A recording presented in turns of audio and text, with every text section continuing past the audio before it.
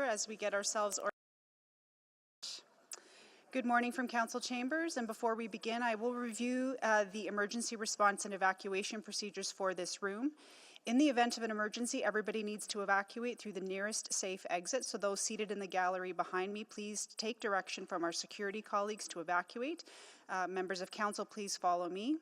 After evacuating the room, please proceed to a stairwell, take the stairs to ground level and evacuate the buildings through the emergency exit and go to the muster point. Do not take an elevator or walk through City Hall. If there are any persons in the gallery with limited mobility, please immediately identify yourself to our security colleagues, and our fire monitors will support those with limited mobility in the case of an evacuation. Thank you so much, Mayor Sohi. Good morning, everyone. I would like to call this meeting to order. And at this time, I would like to acknowledge that we meet on the traditional land of TD6 territory and the Métis homeland, and acknowledge the diverse Indigenous peoples whose ancestors' footsteps have marked this territory for centuries, such as Cree, Dene, Saulteaux, Blackfoot, Nakota Sioux, as well as Métis and Inuit, and now settlers from around the world. We will conduct a roll call of council colleagues. Councillor Wright. Good morning. Councillor Knack. Good morning. Councillor Principe. Good morning. Councillor Stevenson. Good morning. Councillor Paquette. Good morning. Councillor Tang. Good morning. Councillor Hamilton. Councillor Good morning. Oh, there, Councillor Hamilton is here. Councillor Rutherford. Morning. Councillor Salvador. Good morning. Councillor Cardinal. Good morning. Councillor Rice. Good morning. And Councillor Jans. Good morning. So everyone is here. Councillor Hamilton, can you please move the adoption of the agenda? Yes, I will move that the September 10th, 11th, 2024 City Council meeting agenda be adopted with the following changes: the addition of items 7.8, 8.1, 9.1, 9.2, a replacement report on item 10, and the deletion of item 7.3. Okay. Second. Thank you, Councillor Rice. So please vote for the adoption of the agenda. Sorry, just a Oh, question. sorry, Councillor Tang. Yeah. Why is the Bill 20 item deleted? The report wasn't ready for agenda distribution, and further conversations are required on the budget, so it is coming forward. It just wasn't ready for today. Will be ready for the next council meeting, hopefully? There are further conversations. I'll bring it to you as soon as it's ready, Okay. for sure. Okay, thank you. All right. Thank you. Please vote. Yes, Madam Clerk. Thanks, Councillor Hamilton.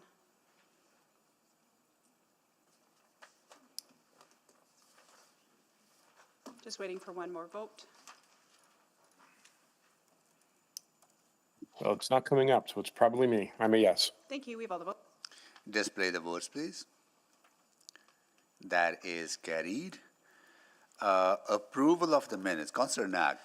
Thank you, Mayor Sohi. I'll move the approval of the minutes from the August 15th, 2024 City Council non-regular meeting, the August 19th, 2024 City Council public hearing, the August 20th and 21st, 2024 City Council meeting, and the September 4th, 2024 special City Council meeting. Okay. Need a seconder? Second. Thank you. Any errors or omissions? I'm pretty sure Council Knack read them all from page 1 to the last page. Right, let's go. So please vote. Yes, Madam Clerk. Thanks, Councillor Hamilton. We have all the votes. Display the votes, please. It is carried. Protocol items. We do have a number of protocol items. We have a number of guests joining us. Councillor Stevenson, you want to start? Yes, thank you, Mayor Sohi.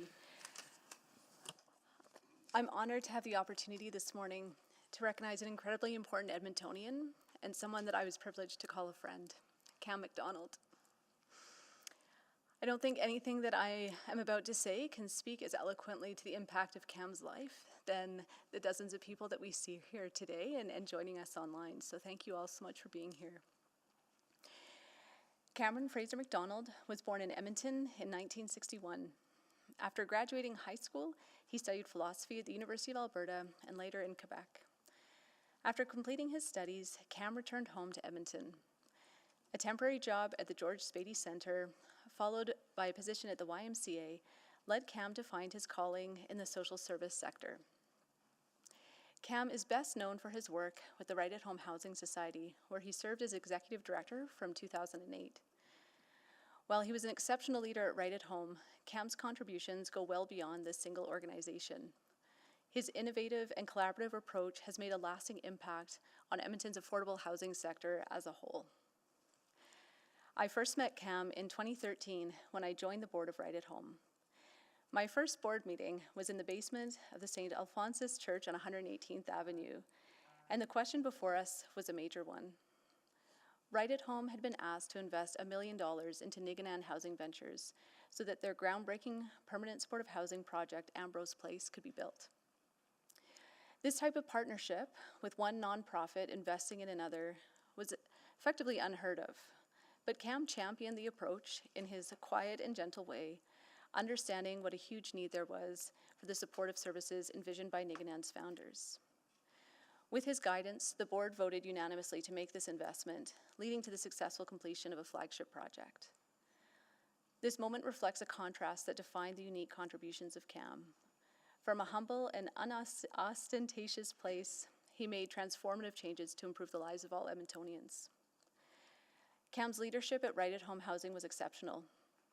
During the 15 years he was executive director, he led the organization through a merger, a name change, grew the staff team, and brokered new partnerships with dozens of organizations.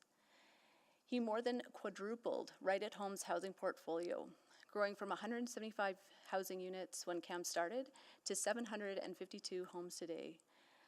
This has made Right at Home the third largest provider of affordable housing in our city, serving well over 1,500 Edmontonians, including more than 600 children. Cam was an advocate for the supportive management model, emphasizing that it wasn't just a roof overhead, but supports all around that made non-market housing successful for all members of our community. He worked to build a sense of belonging within Right at Home by investing in tenant services and taking part himself. He knew most residents by name and would always take time for a visit. Cam's impact also extended well beyond Right at Home. Cam served for many years on the city's shovel-ready working group and was an invaluable advisor in establishing the city's current approach to affordable housing, which has seen the city create over 32 permanent affordable homes, including 880 units of supportive housing, and has attracted investments of over $668 million from other funding sources. Cam was also instrumental in the property tax relief program for affordable housing in Edmonton, helping to support all nonprofit providers be able to continue to keep rents low and reinvest in their properties. Cam was often at City Hall in these chambers advocating for needed policy changes. He helped reverse the moratorium on affordable housing that had previously been in place in central Edmonton, speaking eloquently to the role that affordable housing plays in combating poverty and creating thriving communities. Cam also had a profound impact on changing public perception of affordable housing more broadly. Often initially seen as a threat, Cam had an exceptional ability to build relationships and trust that led to neighborhoods welcoming their new neighbors to the community. Cam is also remembered for his innovation. His willingness to take on bold new projects led Right at Home to create a new model for redeveloping church properties and building Canada's first net zero multifamily project. Cam went on to share this experience to inspire others as part of the city's Change for Climate talks. So much of Cam's work was centered on partnerships and collaboration. He forged new relationships with a range of community agencies, including those supporting newcomers and Indigenous-led organizations. Reconciliation became a particular focus of Cam's over the past decade. He served on the board of Nigganan Housing Ventures, and his work with this exceptional organization has been described to me as one of true allyship. In supporting Nigganan to grow and realize their vision, Cam demonstrated what it is to take reconciliation. In a very tangible way, Cam created more inclusive communities, and this will have a generational impact on the people who have been able to find a place to call home. I want to extend my heartfelt thanks to his family, especially Vivian, Emma, and Jacob, for sharing so much of Cam with us. Your community stands in debt to you for your generosity and time, and for the love and support we know you provided to him so that he in turn could give so much to all of us. In addition to his many concrete contributions, Cam will also be remembered for his profound and unwavering kindness to everyone around him. His model of leading without dominating, supporting without taking over, and his practical approach to visionary projects are all characteristics that I deeply admire and will continue to aspire to. This past Friday was Cam's birthday, and very fittingly, we had occasion to celebrate him as part of Niganan's end of summer celebrations. As part of the festivities, a barbecue was held at Omamu Wangogamek, an exceptional project that Cam was instrumental in bringing to life, and which was the very first project to be funded under the Affordable Housing Investment Plan back in 2019. This was the first time since Cam's passing in June that I was attending an event where he should have been.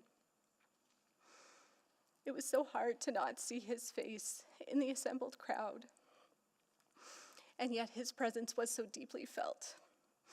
In the beautiful space we occupied, in the strong sense of community surrounding us, and in the generations of families and individuals that will thrive because of his work. Cam was a true friend, a generous mentor, and a beloved colleague who left us too soon. I hope we can all continue to be inspired by his life and work together to build on the exceptional legacy that Cam has left us. Please join me in recognizing Cam and his family.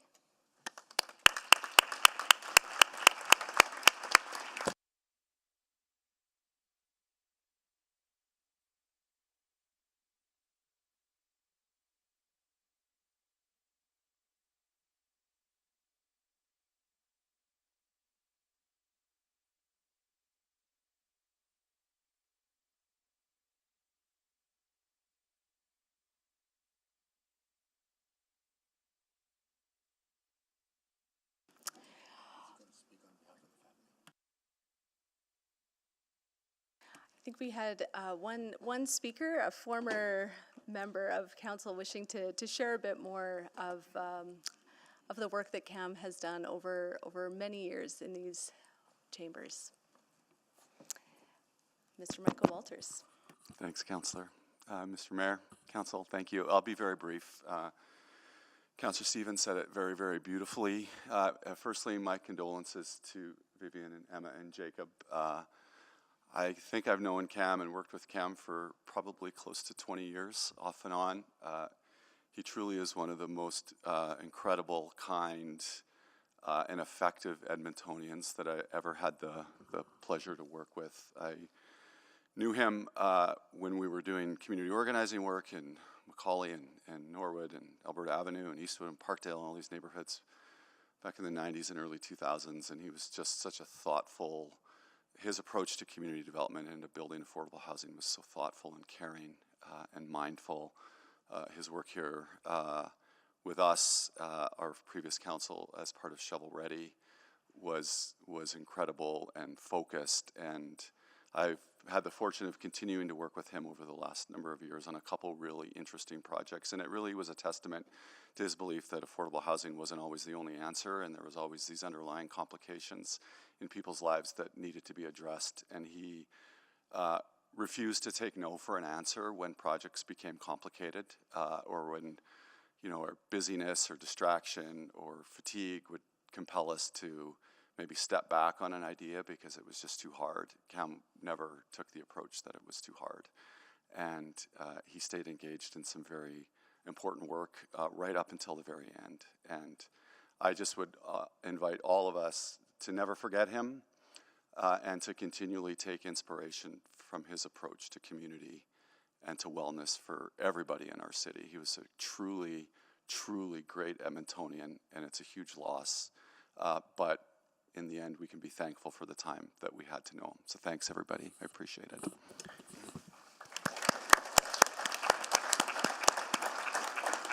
Thank you, Michael and Councillor Stevenson. I also had the chance to know Cam during my time on City Council, and also when I was a minister responsible for infrastructure.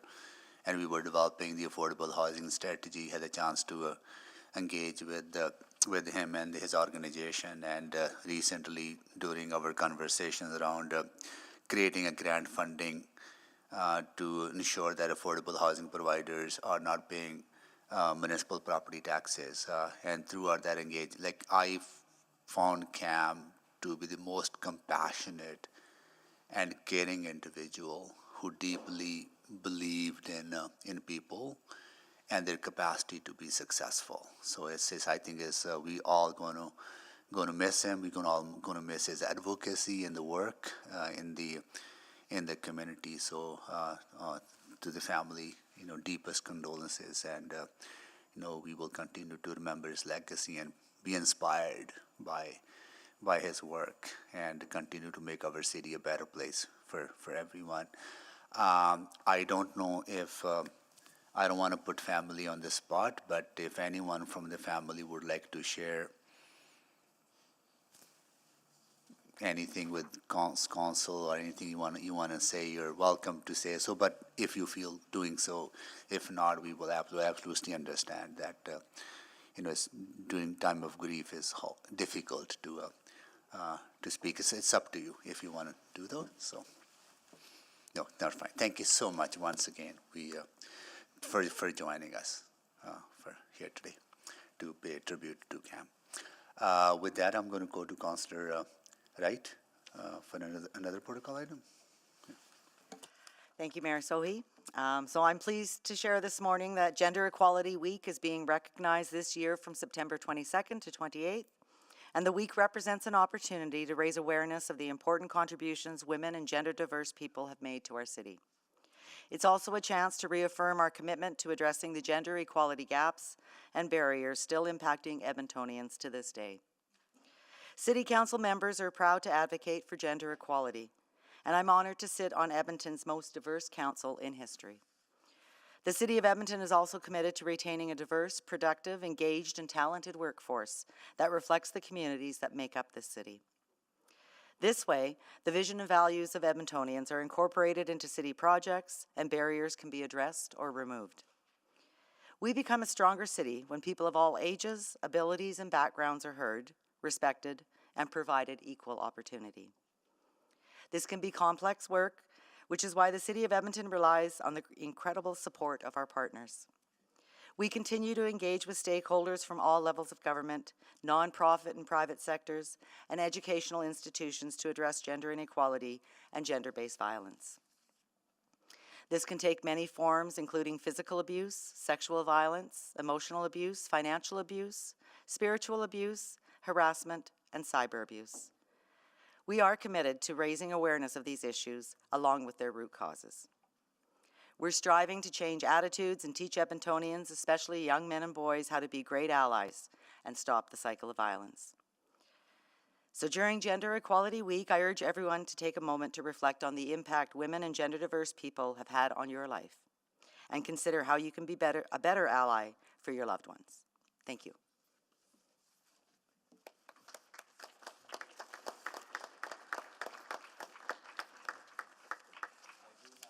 I do have one more protocol items. So maybe we'll I know you got to leave, so please, if you don't have to stay, we absolutely understand. So, yeah, absolutely. We'll give you a minute to leave before I get into the protocol item.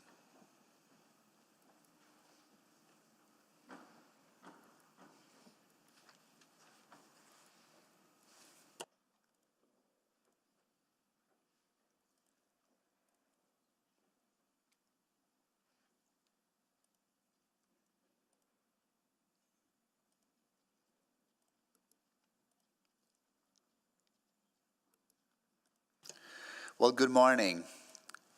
Today, I would like to recognize Firefighters National Memorial Day. Every year, we take time to reflect on the impact that firefighters have on our lives. And we pause to remember the lives lost in the line of duty. Edmonton Fire Rescue Service members are valued individuals who devote their lives to keeping our city safe. Firefighters continue to face new and increasingly complex challenges with an escalating opiate crisis and extreme wildfire season. And many members have also stepped up to support communities in other parts of the province and country. More recently, Edmonton firefighters helped fight the blaze that tore through the Jasper region. On behalf of City Council and the people of Edmonton, I share my gratitude for all that you do. And I would like to extend my condolences to the loved ones of those firefighters we have lost this year. As a city, we memorialize these losses to honor their bravery and sacrifices, because all of Edmonton mourns with you. Although these heroes may no longer be with us, the legacy they leave behind has contributed to the safe and vibrant city that I'm proud to call home. For these sacrifices, they'll never be forgotten. Thank you so much.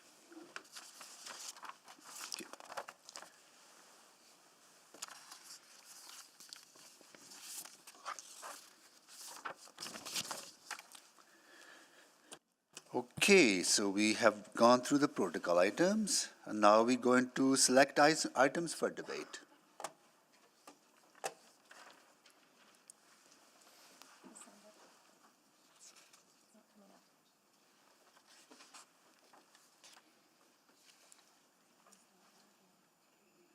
Thank you, guys. We're just going to refresh the screen because there are counselors on the board. We're just going to refresh.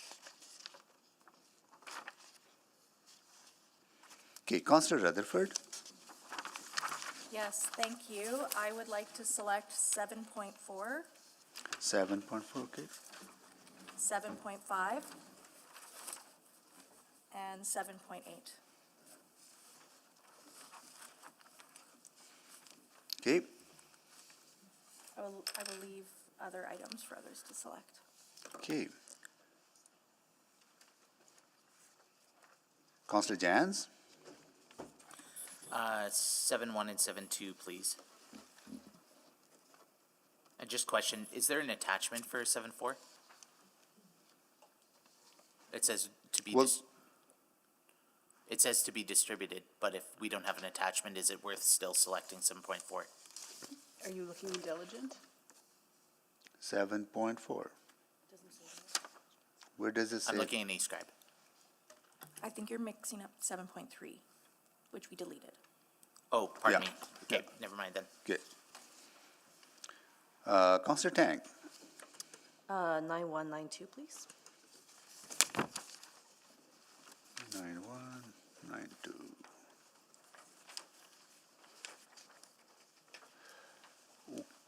Okay, is that it?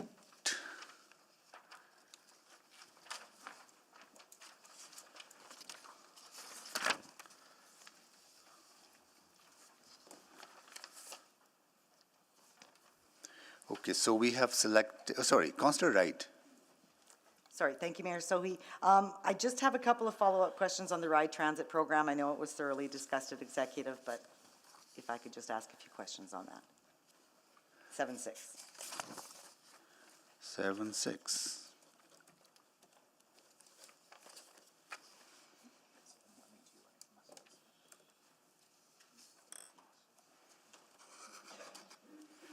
Okay, so 7.1, 7.2 is selected by Councillor Jans. 7.4 is selected by Councillor Rutherford. 7.5 is Councillor Rutherford. 7.6, Councillor Wright. 7.8, Councillor Rutherford. And 9.1 and 9.2, Councillor Tang. Can someone move the balance, please? So moved. Okay. Second? Okay, Councillor Hamilton, and seconded by Councillor Knack. Okay. Please vote.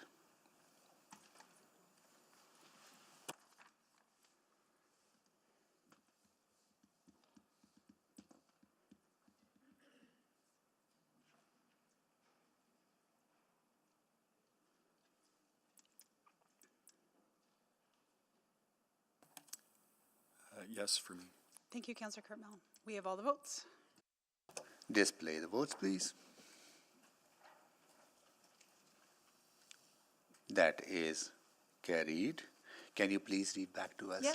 what we have approved? Thank you, Mayor Sohi. So City Council this morning has approved item 7.7, the 2023 alley lighting maintenance tax excess revenue report from Executive Committee. Okay, thank you. Request to speak none. Request for specific time on the agenda. Councillor Hamilton, you want to? Yes, I will move. I will move that the following item be dealt with at a specific time on the agenda. Item 9.2, City Manager Recruitment Update Number 8. First item of business on Wednesday, September 11, 2024. Okay, Second. thank you. Please vote. I have a question there, Sohi. Oh, sorry. Councillor Cardwell? Yeah, so tomorrow morning, 9:30 is the annual remembrance, the firefighters' remembrance, from 9:30 to 11. I'm just wondering, I was planning on, well, at least thinking about attending first thing tomorrow morning. I'm not sure how many others might be, or if you are, for that matter. I am attending on behalf of City Council. I don't know how many other colleagues are attending. Yep. Would you like, we can change the time. That's what I'm wondering, if we make it, I don't know if it's maybe 1:30 or if it should, or Could I ask, would you mind, just because I have other people that I would need to make sure their availability, I can check that this morning and we could confirm at 11:45 today? first thing at 1:30 on Wednesday? I just need to make sure that that works, if Yeah. that's okay? Yeah. So maybe take this off the floor, Mayor Sohi, and we can look at some other options. Yes, and Withdrawn. the memorial goes till 11:30. Well, we have quorum. Yeah, so I think Well, that's that's the another challenge, right? So it, yeah, If you're going, I'm going. yeah, right. So I think that's this challenge, right? So either we make the decision to start at 1:30, because otherwise I don't know how many people want to attend. I can withdraw the motion and we can table it after lunch if we Yeah, get some okay. availability. Yeah, okay, good. All right, we'll deal that. We'll deal that after lunch. Okay.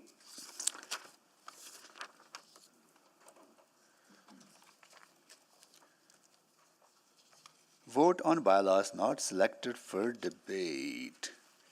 Councillor Cardinal.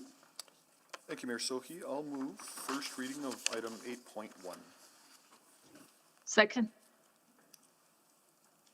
Okay, please vote.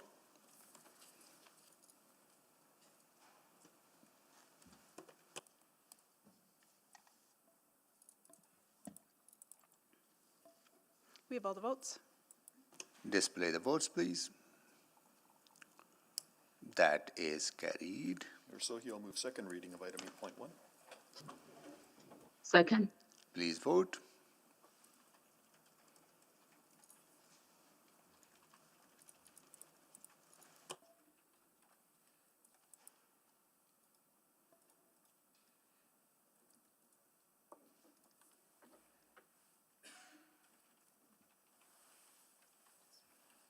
Just waiting for one more. Yes. Thank you, we have all the votes. Display the votes, please.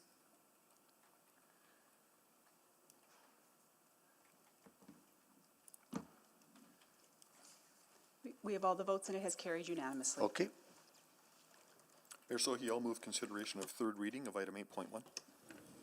Second. okay, please vote.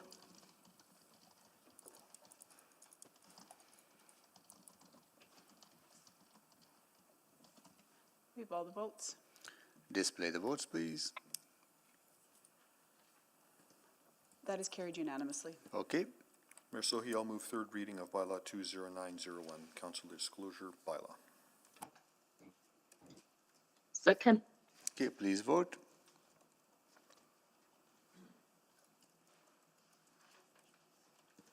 We're just refreshing.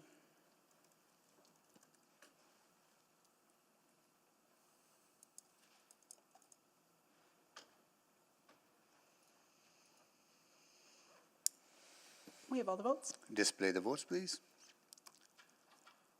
It's carried unanimously. Okay.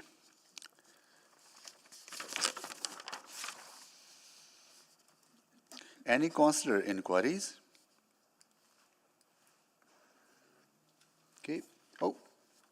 Councillor Rutherford, you I have one? Okay, Yep. go ahead, please. Yeah. Notice was sent. Yeah. So my inquiry is, can administration provide a memo which provides a detailed timeline of events leading up to the Hope Mission being located in Dominion Industrial and starting operations within the last 18 months? The memo is to include, but not limited to, meetings, correspondence, and decision points involving internal city departments such as community services and urban planning and economy, City of Edmonton's dealings with the property owners and operator, other orders of government, or relevant parties regarding the Hope Mission operations at this location. Okay, so this information is readily available, right? It is. Good, okay, thank you. Any other councillor inquiries? Seeing none. Reports to be dealt with at a different meeting? None. Requests to reschedule reports? None. Unfinished business? None. We are going into public reports, and we will get into 7.1 and 7.2 operating financial update and capital financial update. Both are cross-referenced. We'll go to administration for a presentation.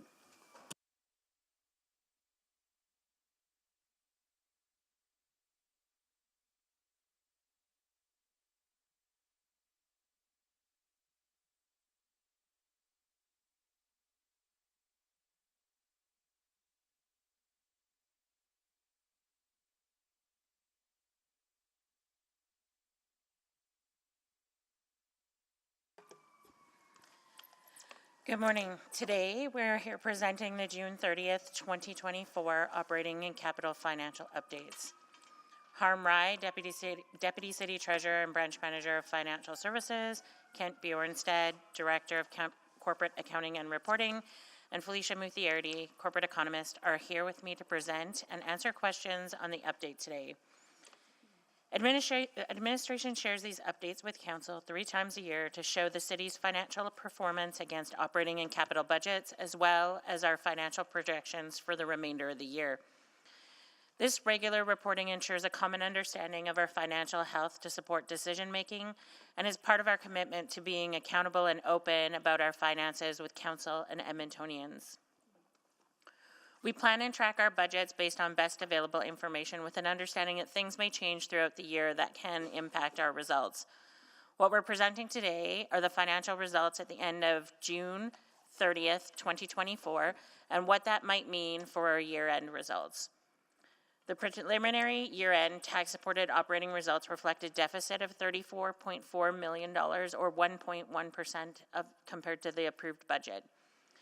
The team will explain the root causes of this projected deficit later in the presentation. Some of the larger factors contributing to the year-end projected deficit are resulting from the structural budget challenges we discussed at Executive Committee on August 14th.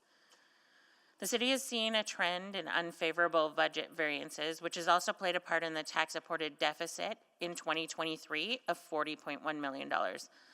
Left unaddressed, recurring unfavorable budget variances can erode the financial sustainability of an organization, as can be seen with the diminishing balance of the Financial Stabilization Reserve, which is projected to be below its minimum balance by the end of 2024.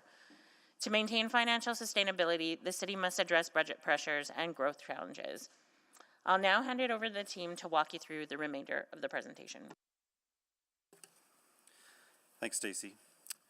We'll start with an economic update, then provide the capital financial update, followed by the operating financial update, which includes the preliminary year-end operating financial results for enterprise and utility programs and tax-supported operations, as well as an update on some key reserves.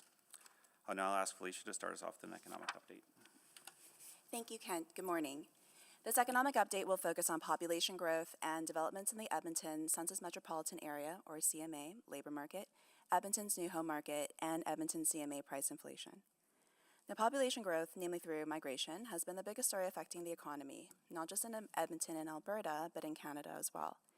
On this chart, we have population growth for Edmonton, which is in the blue squares. We have Alberta, as charted as the dark blue line, and Canada in the pink line. We have annualized growth rates for Alberta and Canada based on quarterly population estimates. For Edmonton, we only get annual estimates, reflecting population estimates as of July 1st each year. Now, in recent years, growth has been very strong. Between 2022 and 2023, Edmonton's population was estimated to have grown 5.1% to 1,128,811 persons as of July 1st, 2023. Growth over that period even outpaced population growth for the Edmonton Census Metropolitan Area, which expanded 4.2%. For Alberta, population growth over the past few years has picked up. Over the past 4 quarters, annualized population growth has been in excess of 4%. For Canada, population growth over the past 4 quarters has been at or in excess of 3%. Now, population is having a more apparent impact on economic activity in Edmonton this year, with a pickup in headline discretionary retail sales, that would be excluding spending at motor vehicle and parts dealers, food and beverage retailers, and gasoline stations and fuel vendors. And growth has been much stronger in residential building construction. Next slide, please. Population growth is also having an impact on Edmonton's labor market, with a rapid expansion in labor supply. On this chart, we have quarter-over-quarter changes in Edmonton CMA unemployment, that's charted along the left axis, and as the gray columns. The dark blue line represents the CMA quarterly unemployment rate. Now, there have been positive changes in the CMA unemployment rate, and they tend to lift the unemployment rate and vice versa. While nowhere close to the surge in unemployment in the second quarter of 2020, which pushed the unemployment rate in excess of 15%, unemployment since the first quarter of 2023 has been trending higher, which has lifted the unemployment rate. Now, changes in unemployment are determined by 2 factors. You have change in the labor force and change in employment, the difference being the change in unemployment. With population growth, there has been growth in the Edmonton CMA working age population. Now, the working age population has been expanding at a faster pace than the average across other major Canadian CMAs, and that's contributing to much stronger labor force growth. Now, the CMA labor force and employment on seasonally adjusted terms have both grown at least 6% since the first quarter of 2022, as the region saw the number of working age residents expand by 132,000. Between the second quarter of 2021 and Q2 2023, employment growth helped to manage changes in unemployment, as it tended to move either in line or outpace labor force growth. Starting in the second quarter last year, employment growth started to lag labor force growth, which pushed up the unemployment rate to 7.1% in the second quarter of this year, which was its highest quarterly rate since the third quarter of 2021 and up 1.2 percentage points from the second quarter last year. Now, July and August labor market data suggests much weaker employment, while labor force growth has not slowed down. The August estimate for the CMA unemployment rate was 8.6%. Now, this could leave the Edmonton CMA unemployment rate higher in the third quarter and for the year as a whole and above our forecast. In our spring outlook, our forecast is for the unemployment rate to average 7% for this year. Next slide, please. I mentioned earlier that strong population growth is having more of an impact on residential building investment. While we don't have the components of population change for Edmonton, other data sources, including more detailed population data for the Edmonton CMA, suggest Edmonton absorbed a larger share of newcomers to the CMA than the other surrounding municipalities combined. And that's a shock to housing demand in Edmonton, as that migration tends to translate to more households forming and then needing housing. This is impacting the rental market, the resale market, and the new home market. The new home market is the focus for the slide. On this chart, we have quarterly housing starts for Edmonton as reported by the Canada Mortgage and Housing Corporation, broken out by dwelling type. The series starts in the first quarter of 2015 and ends in the second quarter of this year. 2015 was a particularly strong year for housing starts, with starts reaching an all-time high, this is since comparable days since starting in 1990, of 13,311 units. Since 2015, housing starts came down, averaging 9,200 starts per year through to 2023. Now, based on housing starts data and consistent with trends in construction intentions through building permit data, there was a push in building construction activity for residential structures in the second half of 2023, which is carried into this year. Over the second half of 2024, there were close to 6,200 housing starts, translating to almost 66% growth year over year. Over the second quarter, the strongest growth across dwelling types was in apartment starts, which more than doubled the previous year. Second to that was in single detached starts. Now, these growth rates are very strong, though some of that strength can be attributed to base year effects. In 2023, we didn't see as strong performance in housing starts construction, as there were other factors holding back production, including an overhang of new home inventory, which was particularly the case for single-family homes, and that needed to be absorbed. There have been other developments this year that are likely helping to turn demand into new home supply, like the city zoning bylaw renewal. There are also other forces, like much higher prices for building new residential structures and still elevated interest rates that are constraining borrowing levels that are likely encouraging the production of other dwelling types.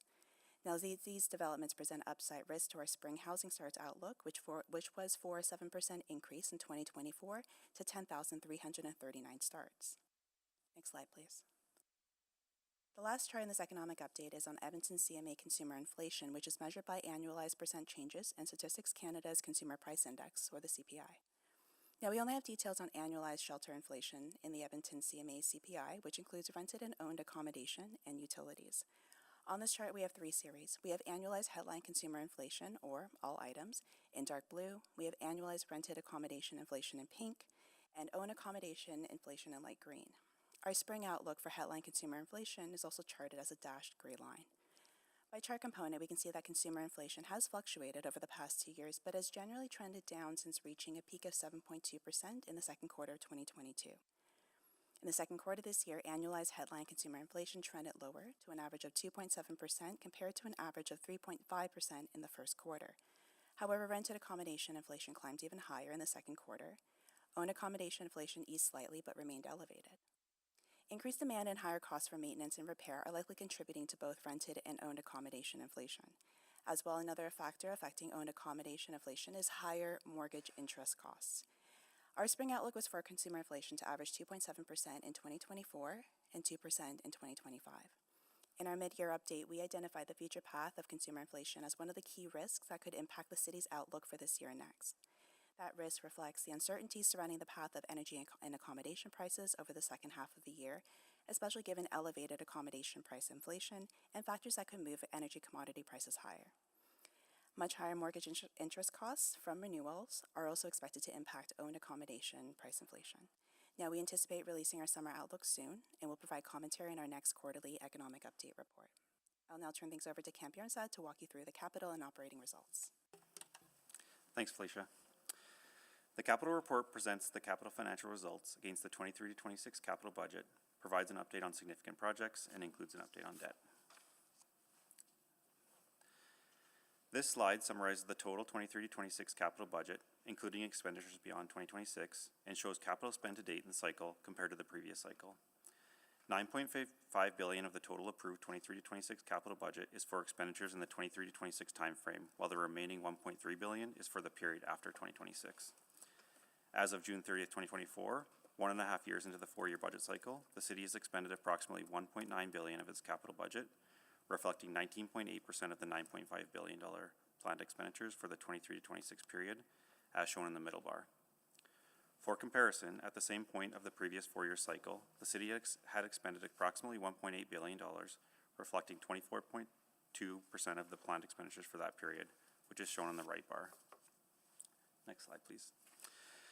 The charts on this slide represent significant capital profile status weighted by the project's approved budget relative to the total capital budget, and then compared to the previous reporting period. As it indicated in the charts, 99.6% of the significant capital projects are reporting within an acceptable tolerance for budget, seen on the left, and 98.1% are reporting within an acceptable tolerance for schedule, seen on the right.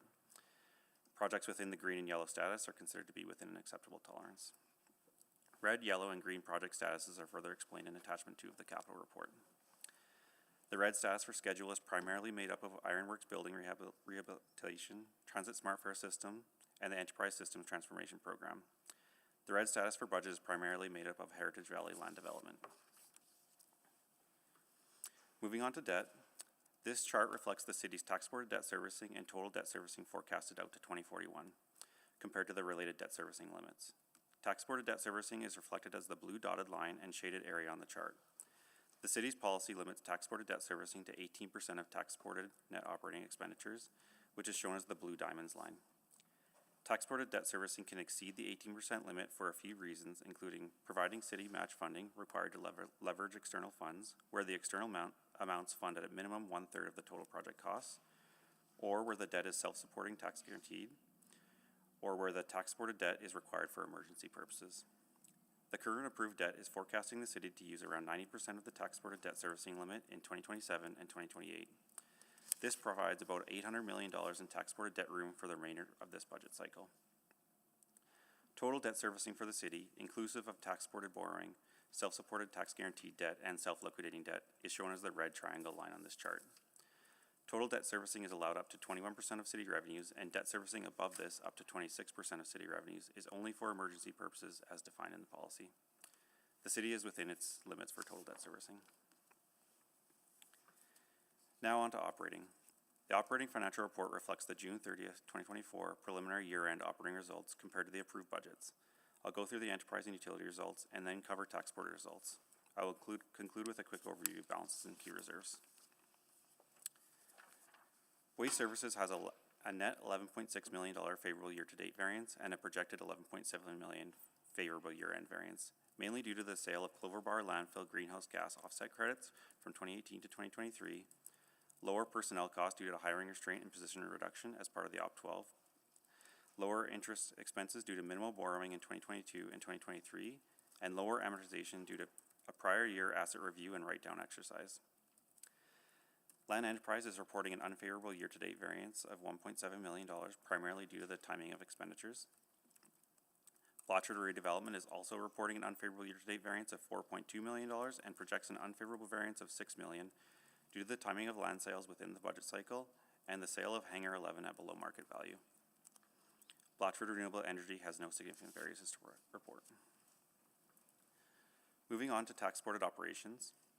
June's year-to-date results for tax-supported operations is $1 million favorable, or 0.1% compared to budget, and the year-end projected position for tax-supported operations is $34.4 million unfavorable, or 1.1% compared to budget. The main factors contributing to the unfavorable projected variance include a higher personnel cost, mainly due to additional overtime for transit operators and in fire rescue services. The increased overtime is mainly due to coverage for vacant fire rescue positions, higher workers' compensation board claims, vacation, and other leaves. The overtime is required to maintain existing service levels. There is also expected to be greater than budgeted salary costs for community recreation and culture due to higher staffing and security requirements as a result of stronger than expected demand and increased security incidents. There is lower transit fare revenue due to lower than anticipated fares in high earning product categories. Transit revenue recovery takes a bit longer than ridership recovery due to shifts in fare purchasing behavior and related changes in travel patterns, including increased demand for discounted and subsidized fare products, hybrid work, and safety and security. There's increased contract work due to unplanned callouts, including for aging infrastructure, increased vandalism, inflation pressure on contract costs, and enhanced cleaning requests. There's higher maintenance, parts, and material costs due to inflationary cost pressures, higher than expected fuel costs, partially offset by the fuel hedging contracts and higher fuel sales to Epcor and Spruce Grove, lower permit fee revenue as permitting demand is lower than budgeted, mainly relating to on-street construction and maintenance, and other traffic control fees for detours, developer signs, and moving permits. Higher than anticipated computer software costs, primarily related to Enterprise Commons project and various other software.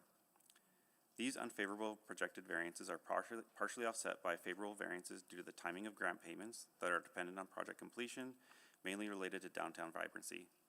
The majority of the budget will be committed by year-end and will be requested for carry forward to fulfill commitments.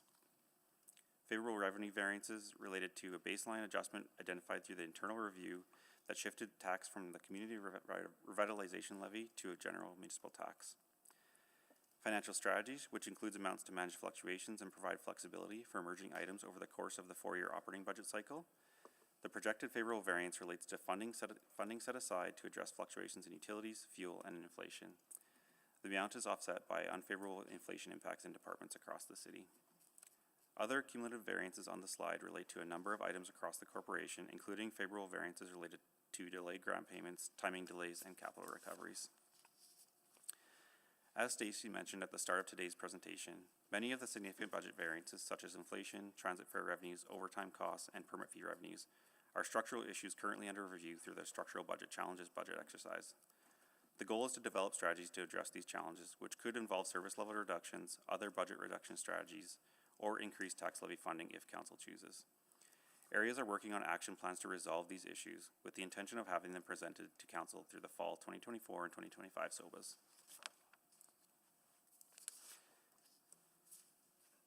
The year-end projected balance for the Planning and Development Reserve is $44.5 million, which is above the minimum target of $18.3 million. The projected reserve balance reflects higher construction activity to date than expected. The projected year-end balance for the Traffic Safety and Automated Enforcement Reserve for 2024 is $5.7 million, which is above the required balance of $1 million.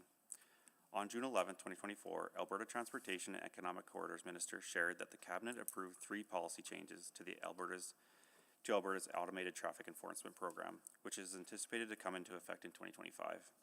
The policy changes include prohibiting automated traffic enforcement on provincial highways and number highways, including roads that are connected with provincial highways, restricting automated traffic enforcement only to playground, school, or construction zones, and limiting intersection safety devices enforcement only to red light running, not speeding.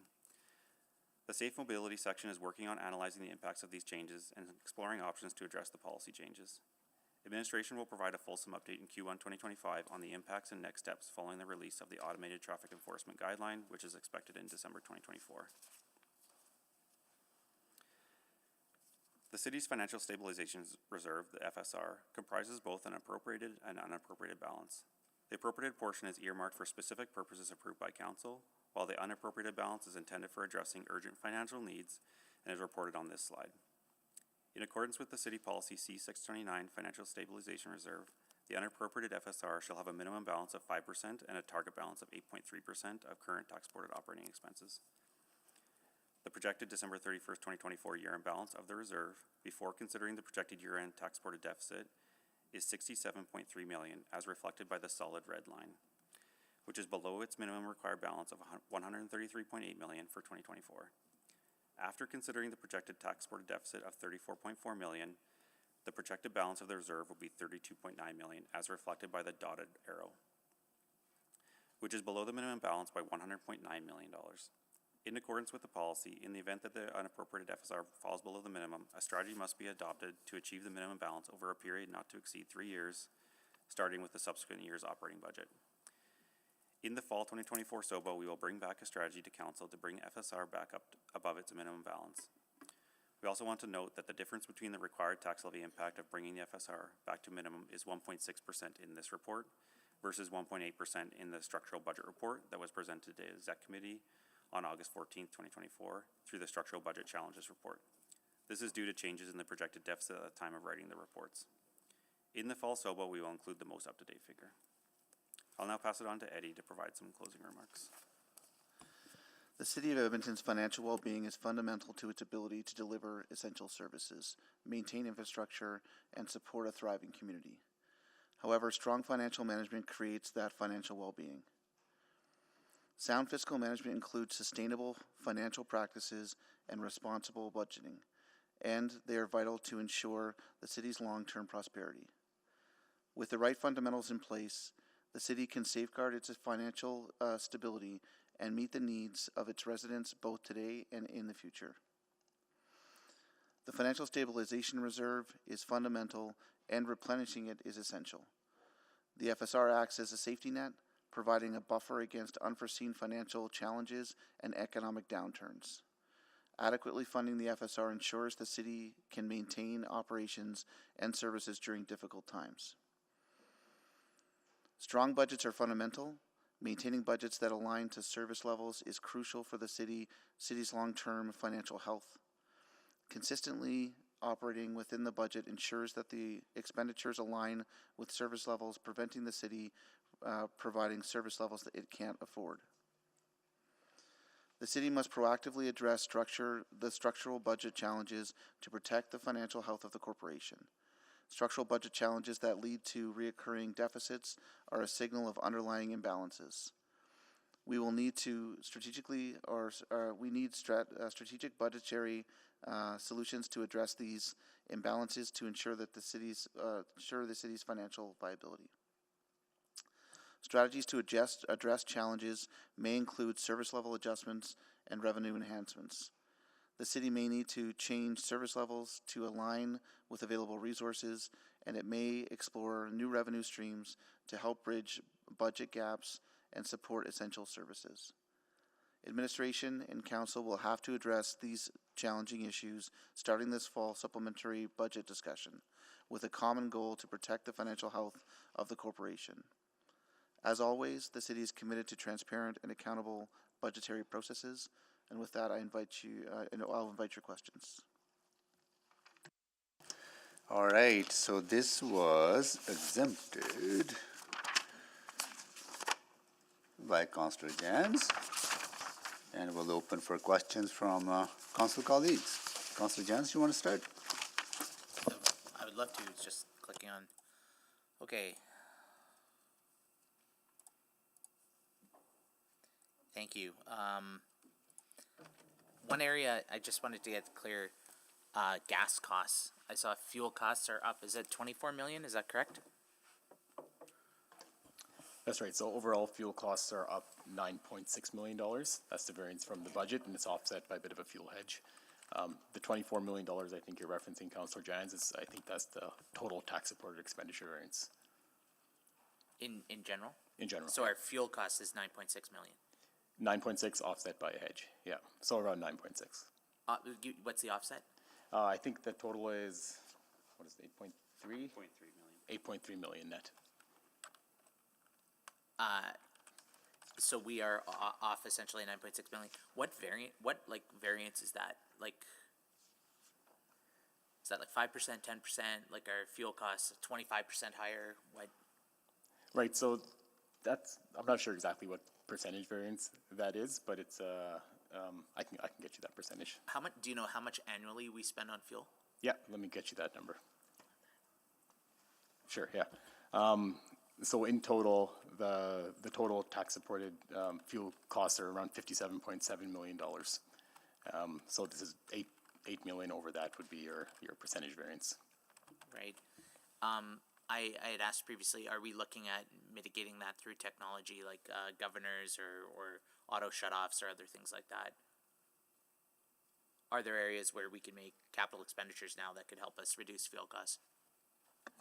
I could probably answer that. Like from an operational perspective, there are a few things on the go in terms of, limiting idle time. We do have policies in place to limit idling, and we've got a handful of other like technology options that we're looking at to try to limit excessive fuel usage. I know we have policies. I'm interested in the moving to actual technology. Like that's a lot of money every year we're spending on burning gas, and if we can ensure our fleets aren't idling or we can minimize runtime, that can be millions in savings. Totally agree. A large portion of the fuel is, our transit fleets. So I believe there are things that we can do from a technology perspective to help.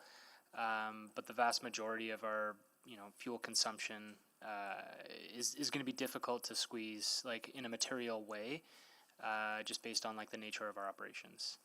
Is there, because I mean,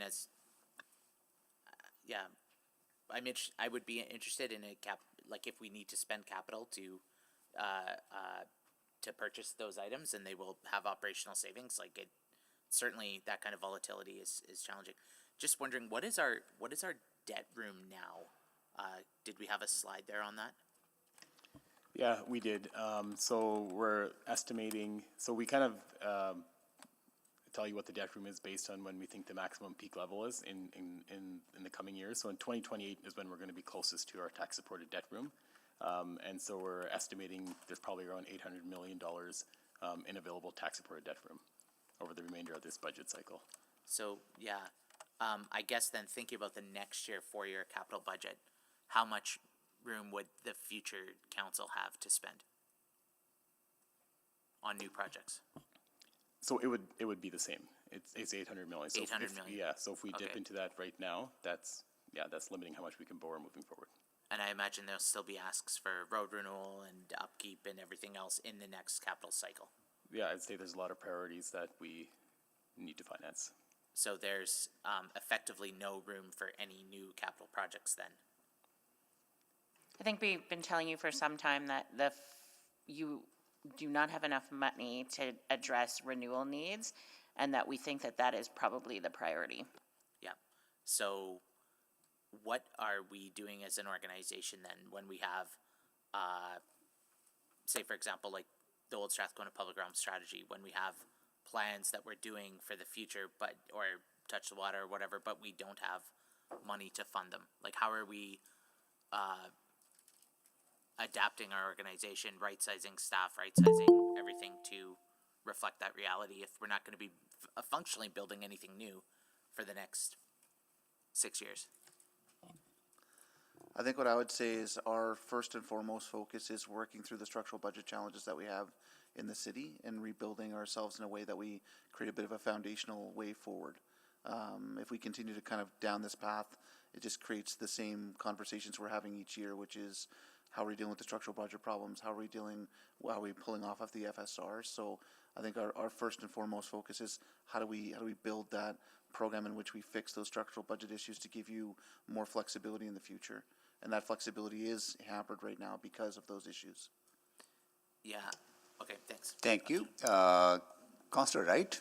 Thank you very much. And by addressing the renewal, that'll help reduce costs in the long run, like with fleet repairs and everything else related to all the old equipment and old facilities? Yeah, certainly. Any money we put into renewal is going to have a benefit on the operating side of the ledger. Okay, so no bright new shiny things. Let's focus on keeping the house in order, I guess. I'm concerned with the overtime costs. So in fire services, it's because of vacancies. So I'm just wondering sort of what are we doing to fill those vacancies? I might hand it over to Catherine to kind of speak to this one a bit. Yeah, and if there's someone from fire, they can speak to their specific business. But corporately, what we are seeing across all the lines of business, there's just an increase in over personnel hours worked. So the increase in overtime is corresponding to just more hours. In the first quarters of 2024, we worked more hours than we have in 23 or 22. So it's corresponding changes in overtime. Overtime is about 3% of the total hours worked and only 5% of the city's total costs. Okay. Did that answer my question about what we're doing to fill the vacancies in fire? I would say, I don't know if David's on just yet. He's about to jump on him to check quickly, but we are recruiting fire recruits through a process we go through every single year. So the training and recruitment process continues. It's no different than much of the other positions that we have in terms of kind of consistently filling vacancies. So that training department is working to fill those vacancies for sure. Okay, and are we losing employees, like due to the stress and trauma of the job? Are we losing them faster than we're able to replace them? I think we've seen an uptick in impact from the environment that they're dealing with today versus the one we had post-COVID, and mental health and that approach too. So my short answer would be yes, we are seeing an uptick in that. Yeah. Okay, so on a preventative, I guess, and I know we offer mental health supports, short-term disability, things like that. Is there anything that we can do, I guess, proactively to help not only the fire service but the transit operators as well? Like, can we mandate? I don't want to say therapy, but can we mandate some sort of well-being program that they would have to attend for those that maybe are apprehensive on attending? Yeah, and maybe I'll hand it over to Catherine in a second, but I think the one thing I would say is we're definitely looking at the evolution of our programs within the environment that we have today. So when we see the transition in time off leaning heavily on the mental wellness side of the fence, then establishing program objectives to kind of deal with that is something that we are attuned to. So maybe I'll just I'll let maybe Catherine take that fill in. one, Eddie, thanks. So I think, Councillor, we do have a number of programs and certain programs specifically within the fire areas. So, we have peer support, of course. We have a lot of, benefits. They are looking at specific programs that apply to firefighters and their families. So we do have a number of those programs, and David, we need to be here to kind of outline that. But every area looks at their specific needs, but we do have a number of supports for them. Okay, but that's on a voluntary basis. I was speaking to the spouse of a transit operator recently, and they're aware that the supports are available, but it's getting them to accept them. Yeah, I think, Councillor, making that kind of support, or whether it be counseling or other mandatory, just wouldn't. I don't think that we could do that. Yeah. So, encouraging employees to reach out for supports. We're constantly sending those messages, giving them time to do that. and giving them a variety of supports, whether it's peer support or, EFAP, training, that kind of thing, trying to hit them with what resonates with them. I think that's all we really can do is give them options. Okay, and that peer support, it happens in both fire services and transit, is that right? Very Yeah, much, okay. yes. Yeah. Okay, awesome, thank you. My time is up. Thank you, Councillor. Councillor Salvador. Yeah, thank you so much. Really appreciated all the information shared this morning, and maybe I'll just start with some questions related to the economic outlook, which is always incredibly thorough and appreciated. So, rental accommodation inflation continues to be alarming. I'm wondering, is rental inflation impacting sort of all types of rental units across the board? Are there specific segments that are experiencing disproportionately higher rent increases? Unfortunately, that we know of? Pardon me. Unfortunately, we don't have detailed information that could speak to it. Our source for detailed information is the Canada Mortgage and Housing Corporation's rental market survey, which is then done once a year, and we get results of fall conditions in the January that follows. If we're lucky, sometimes early February. But what I would anticipate seeing in that report, though, is that there would be rental pressures across the board, both for units in the primary purpose-built rental market as well as in the secondary market. But it is also really difficult through these measures to actually quantify the exact impact of rental inflation through rent price increases because of when you renew your term. You take your term for 12 months and then there's renewal there. Within that first 12 months when you have the lease, there isn't that opportunity to increase rates. And so there's a bit of a lagged effect in terms of all of these upward pressures on rental prices that we may actually see in the periods to come. Right. Okay, that's helpful to know. I guess somewhat related. You mentioned the city's zoning bylaw renewal as well, just briefly when talking about housing starts, and understanding it's a relatively new change, of course, and there's lag associated with those types of larger changes. But I guess, are there any sort of early indicators or observations on how the zoning bylaw might be influencing housing development trends in the city?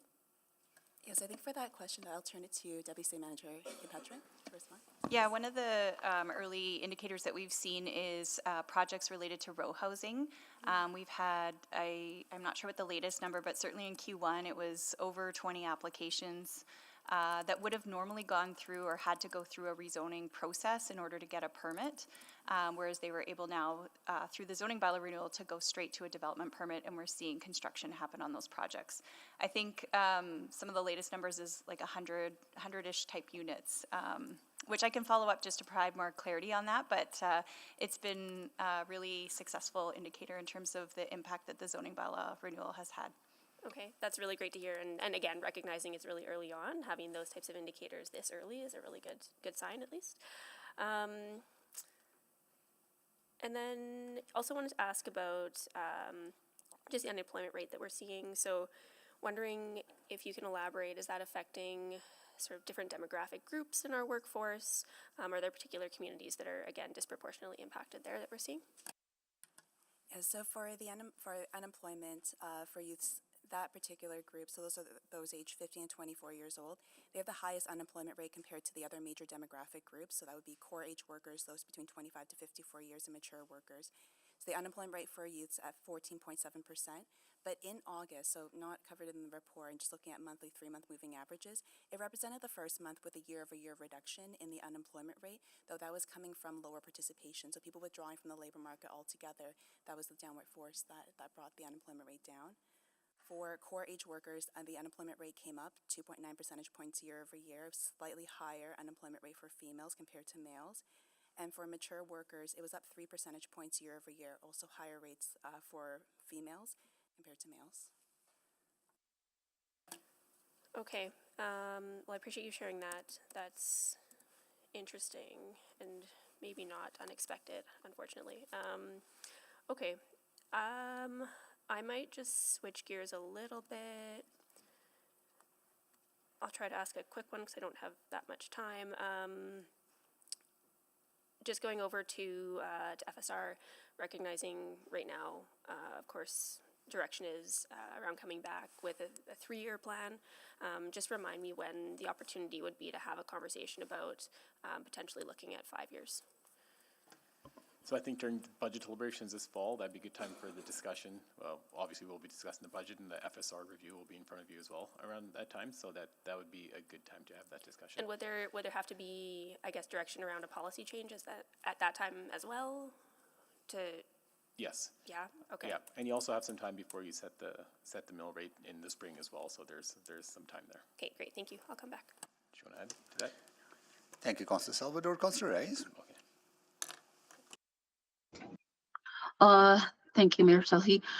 Thank you for the information come back again, and then this is second time to come back to the council. I know this is just information only, but this demonstrates our city take our physical responsibility and sustainability really serious. So I have a few questions, probably it's just a high level, and I want to focus on our city's future financial health perspective. The two big concerns heard from those reports, and one is our city's deficit, and one is our city's FSR under minimum balance point.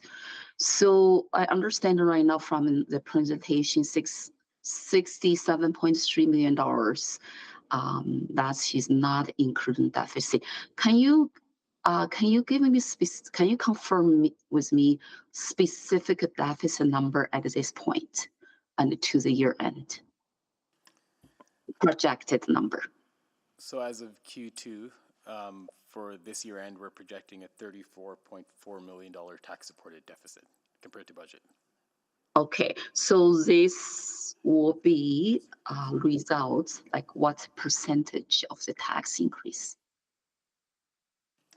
Sorry, can you say that question one more time? So how many percentage of tax increase could be result from this $34 million?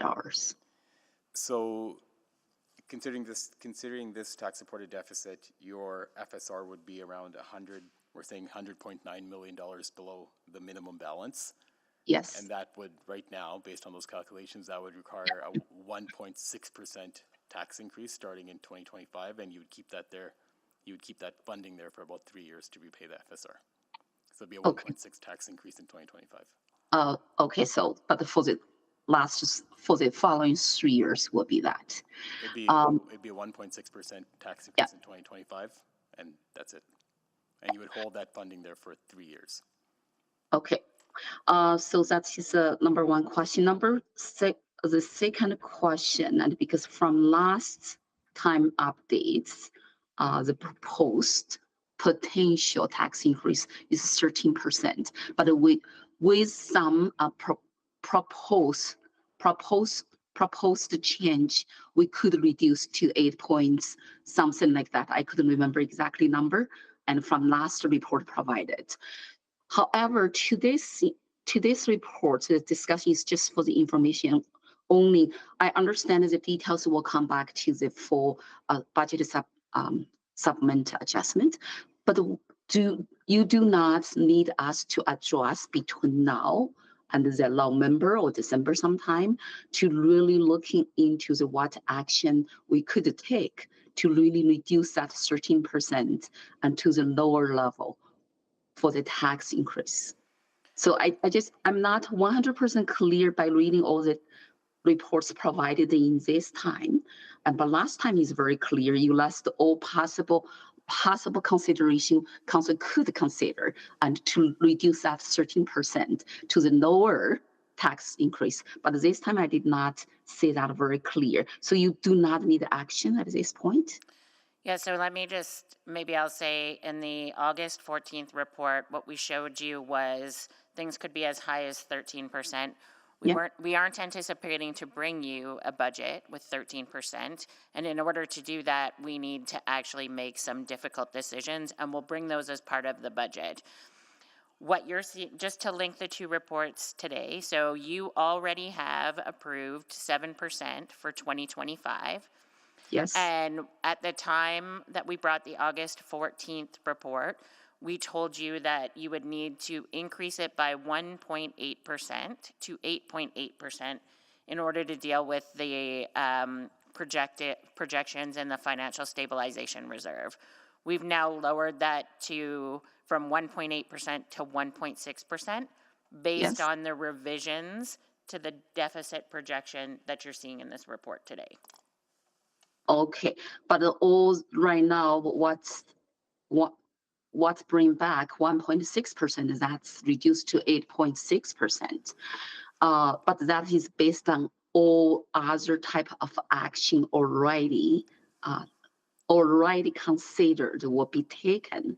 So that is my understanding. Yeah, And correct. So yeah, if we do not take that action, and then will be higher. So my time that's is correct. Okay, yeah. thank Okay, you. my time is up. Thank you. Thank you, Councillor Rice. Councillor Stevenson? Yes, thank you very much. Thank you for the report and presentation today. I am a bit scattershot with a few questions bouncing all over the place. There was reference to favorable revenue variances related to a baseline adjustment in the CRL that shifted some tax revenues into general tax revenue. Just wondering if you could share which CRLs those are. I assume that has a positive impact in terms of CRL payback, but would welcome a bit more information. Right, so that was within the downtown CRL, and as we were working through our taxation revenue bylaw, we just noticed there was a misalignment between the taxation revenue amounts. So we had put a bit too much in the downtown CRL, and so we had to reallocate that to the general tax levy. So it was more of an adjustment. Okay, and so, but the baseline assessment values as they were set at the beginning of the CRL, those have not been adjusted? Correct, those are. So we never adjust, just to be clear, we never adjust the baseline. Once the baseline's determined, it is what it is. And so what I think Harm's referring to is in the years later, there was a misallocation between the two buckets. Okay, great. Yeah, I think the phrasing was baseline adjustment, which was confusing, but thank you for the clarity. A number of areas, really appreciate the breakdown in terms of some of the drivers for the variances. There were a number of categories or sections where it was other net cumulative variances. Just wondering if there's any trends or patterns that you can speak to in those broader buckets. Yeah, so I wouldn't say there's trends or patterns in those.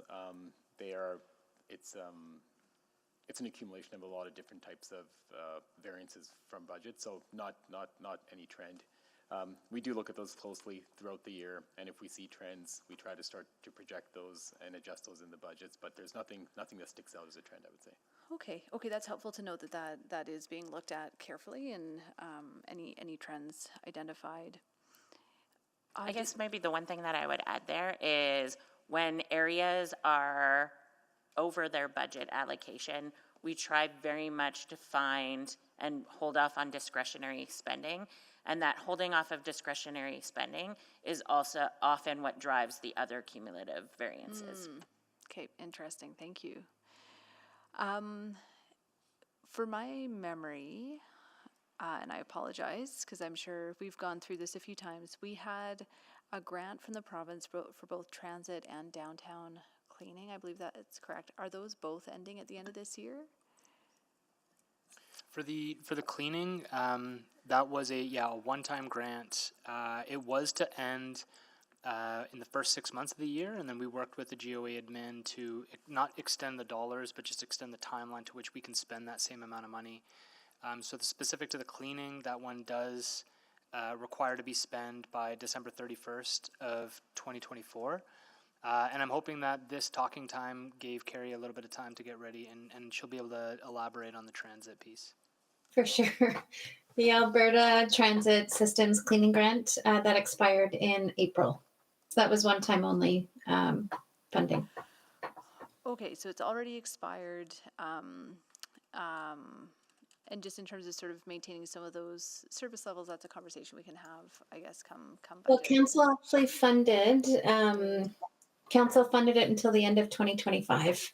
So our enhanced cleaning continues until then, and then we'd have to lower our service levels if there were no other opportunities to keep it going. Great. But then on the encampment cleanup side, with that additional funding from the GOA being consumed by the end of this year, there will be a service level impact in 2025 and beyond if nothing changes. Okay, thank you very much for that. That's helpful. I noted that fuel variances are noted specifically for fleet and facility services, ETS, parks and road services, but not for Edmonton Fire Rescue Services. Are those fuel costs held corporately? Yeah, so the fuel costs are centralized and they're recovered from each of the areas. So you'll see, like, the most significant users are usually transit, is where you'll see the biggest fuel variance. There's probably a bit in fire rescue services. It's just not as significant as the transit one. Perfect. Okay, that's very helpful. Thank you. I'll come back for a few more questions. Thank you. Thank you, Councillor Stevenson. Councillor Paquette. Thank you, Mr. Mayor, and thank you for this report. I just want to swing back to something that Councillor Salvador was asking about a while ago, and that was, right now we don't have any provincial legislation that allows this, but the idea of municipal bonds to offset capital costs. So And- there's no legislation that prevents us from issuing municipal bonds. Okay. And we are looking at whether we should be moving away from Treasury Board financing to municipal bonds. It does require a significant amount of structure and reporting that we would need to change. And it's not necessarily going to guarantee that we receive a significantly better rate. So that analysis is in flight. Okay, so it's in play. All right. That was the big one. And then, so I'm also wondering, like, and this is where I don't see the connective tissue, from where we used to be with provincial infrastructure grants to where we are now. Have we been able to calculate that variance and the impact it's had on our budget?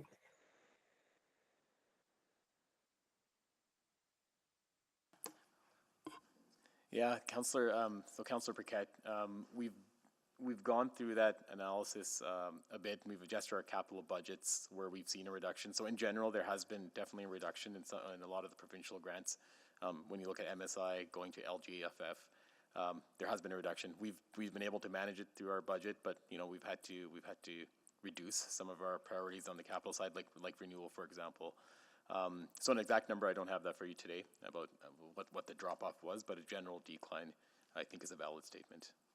Okay, I would suggest that might be really important for us to understand, because there's this feeling like, okay, so we're looking at this tax rate and looking through the budget, there's nothing extraordinarily egregious that jumps out from the budget that says, well, these are the errors that council made to get to a high tax rate. In fact, it's a combination of a bunch of other things. And just for clarity of communication for residents, that might be important, because the more they understand how their tax rates work and the factors that go into it, the better advice they give to council, frankly, and the better the conversation is. So I'm wondering if we can get those numbers. So maybe I'll start just a couple of things. We have brought numerous reports on the decline in MSI and provincial funding, and so we can easily find those reports. In October, we have a fiscal gap report coming that will highlight some of the impacts that we're seeing on the capital side. On the capital side, I would say I think we always restrict what is approved in capital to the funding available. So when we say we managed, I think what we do is we look at all the funding sources available to us and we bring budgets that are within those funding sources. And so you will see some of that trending come forward in October. Right. Okay, that's great, because I think that Edmontonians, I mean, this is their government. They should know how their government budget has been impacted by other decisions. and why. So that I know that we already have some of these reports. It's just a matter of packaging it up so that there's clear communication, I think. So that would be really helpful. I appreciate it. Otherwise, this is exactly the report that was anticipated. And thank you very much for all the great work that you're doing. Thank you, Mr. Mayor. Thank you, Councillor Burkett. Councillor Principe. Thank you, Mr. Mayor. I just wanted to follow up on the personnel costs. And you had mentioned that with the fire rescue service, it's not just necessarily the overtime, but an increase in hours overall. Councillor, not just for fire rescue, but for the city as a collective, we're just seeing an increase in overall hours. Okay. Leveraging the approved personnel budgets, but we're just getting closer to maximizing every hour within those budgets. Okay, I see. Thank you for clarifying that. And I have a question about Blatchford. So you had mentioned that one of the reasons we see that variance is because of the selling of Hangar 11 below market value. Can you explain that to me? How does that affect the variance? Yeah, I'll start off, and maybe someone else can jump in to explain it a bit. But there was an approval to have that sale of that hangar at below market value. So in the budget, we had expected to go for a certain cost and proceeds, and it was below that. So that just creates an unfavorable variance compared to our budget expectations. So it was anticipated in the budget? At a different price than what it was sold for. Yeah. Okay, all right. And then one other thing, I'm trying to get an understanding because sometimes I hear, the city has great credit rating, we're financially healthy. And then in this report, I hear replenishing FSR is essential for financial stability, must address structural budget to address. So I'm trying to get a true understanding of where we stand. So we have a AA credit rating. We manage our budgets. What the FSR does for us is it provides an ability and flexibility to be able to respond to emergent needs and to be able to do it over a time period. When we continue to run deficits and draw down the FSR, we lose all of that flexibility. And so what can happen is it buys us time to get things in order so that we can continue to operate the services, but on budget as opposed to at a deficit. If we continue to run deficits and we don't replenish the FSR, you are quickly getting into territory where we can become unsustainable over time, and we need to take more drastic action to correct. Just to add to that, one of the things that you look at in the credit rating is financial policies and practices you have in place. So we have an FSR policy that requires if it goes below the minimum for a repayment. So if we execute to that policy, that's good financial policy and management. So that's another thing that supports our AA rating. Okay, thank you. And I just want to go back to Blatchford a little bit because when we discussed Hangar 11, one of the reasons that the city had put it up for sale was because of the condition of the building and the anticipated cost of renovating the building, correct? That's one of the reasons. Mr. Lumsden might be online here. I can jump in as well. Yes, Councillor, that's correct. There was capital renewal required in the building, and there was a strategy involving the preservation of the property and also redevelopment. So, but it wasn't considered that the city would be saving money now that that isn't a liability? Councillor, I believe that we were with council quite recently providing an update in private. We are still working with the developer on site and working towards solutions and resolution in terms of how that sale may or may not progress. But if your question is, why aren't we saving the money we would have spent on the rehabilitation? We never had the budget for the rehabilitation. Yeah, I think that's what I was asking, if that was, obviously, I guess it wasn't in the budget. That's fine. Okay, thank you. Thank you, Councillor Principe. Councillor Tang. Great, thank you very much. I'll start on the operating side and just a few follow-up on the economic outlook. What's the unemployment rate for Canada? double check, but the number comes to mind is 6.6%. So we're higher than national average. What about Calgary? I'll have to double check. Okay, on that, no yes. problem. I was curious about where we, because they also had a huge migration. And back to the zoning bylaw, it's great to see some of the tangible outcomes. And some of the feedback I've heard from industry is that our permit timeline is slowing down because we don't have enough workers to keep pace with the amount of permit applications or processing. Are you hearing that too? There is a bit of that feedback, Councillor Tang, because of the increase of permit volumes. We're up about 34% this year over last year. However, we've recently launched auto review on some of our small-scale residential type of projects, which can allow for us to reallocate those staff to more higher complex projects. And just to clarify, Excellent. I've got some specific numbers from Councillor Salvador's question. It's 103 projects, row housing projects, which equate to 675 units within the city of Edmonton in 2024. Sorry, can you just say those numbers again? 103? 103 row housing projects equaling 675 units in 2024. That's great. And yeah, because when I heard that feedback, I did also wonder whether that kind of rapid increase had to do with approval of ZBR in the fall. There's a bit of that, but also we've got more people moving here, more construction happening. So it's both resources, but we also focus on process improvement and innovation as well. Okay, great. Thank you so much for some of those figures. On the consumer inflation, I'm wondering about cost of materials and construction. You've noted in the capital side, I know I'm talking about operating, but just on the capital side, we're also kind of around this time compared to previous years, we're spending more on the capital side. Is it because some of those costs of material is becoming more manageable for constructions? I don't know who you asked that. I can provide context in terms of Statistics Canada data, and then throw it to another person to jump in, talk about the city's experience. And just to close the loop on the unemployment rate. So in Calgary, the unemployment rate was 7.6%. Comparable, yeah. Yeah, 7.6%, and for Canada it was 6.6%. For our building construction price inflation on the residential and on the non-residential side, the non-residential being focused in the capital report, it's remained elevated.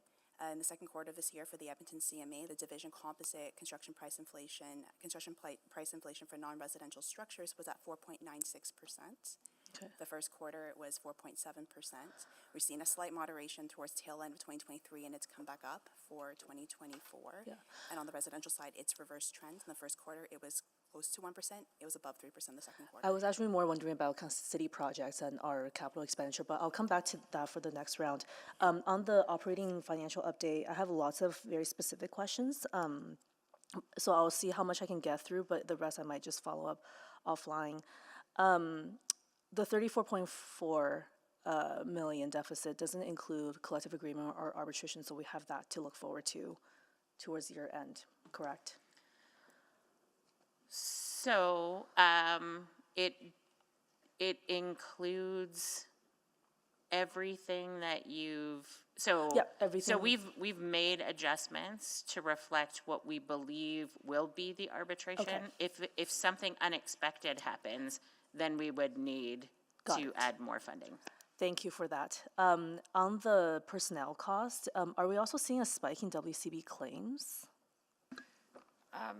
Council, we are seeing an increase in WCB claims, but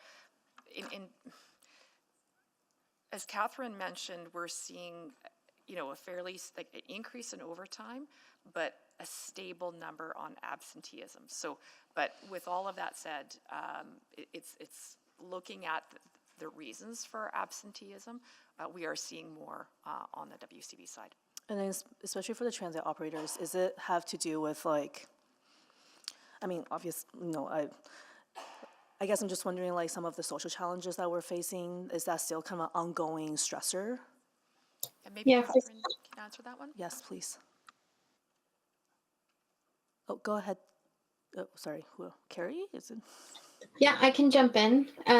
So for the operators on the WCB side, there's two main contributing factors. Slips, trips, and falls is the first, and then mental health is the second. And you're right, it's related to some of the disorder increases we saw coming out of COVID, and it's been sustained, but we have lots of partnerships underway. Okay, thank you. Thank you. Councillor Hamilton, can you take the chair, please? I have the chair. Thank you so much. So I just want to follow up on the, when will you present to us that risk-based review of the FSR? Will that come before we do the budget adjustment? Because I want to know, if it comes afterwards, then we want to see in the context of the budget, right? So the risk-based review comes December 10th, I believe. So after, right? So then we would not have options to, if we want to expand for example, the timeline from 3 years to 5 years. Right. You can still have that discussion during budget deliberations if you would like.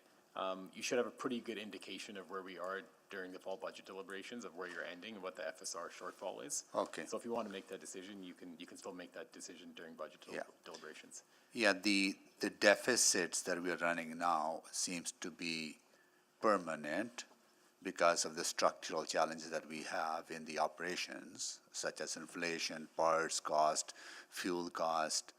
If we are able to deal with those structural challenges during the fall SOBA, then there will be less pressure on the FSR in the future, right? Because we won't be drawing as much as we have over the last few years. Am I understanding it correctly? Yeah, that's correct. If we can stop running deficits, there's less pressure on the FSR. Yeah, then you deal with unexpected variances, because what I understand what is happening now, that we are drawing on the FSR to pay for things that should actually be paying through a tax levy or other source, because those are permanent costs that we're experiencing, not variable costs. That's correct. Right? So if we are able to deal with that, then what I want to avoid is that trying to deal with all of those things all at once and come up with a huge tax levy increase when we should be actually having a more of a long-term plan to deal with structural issues. Once we deal with structural issues, then less pressure on FSR. So I want to have that ability during budget. If that report is coming in December, I wouldn't have the benefit of knowing the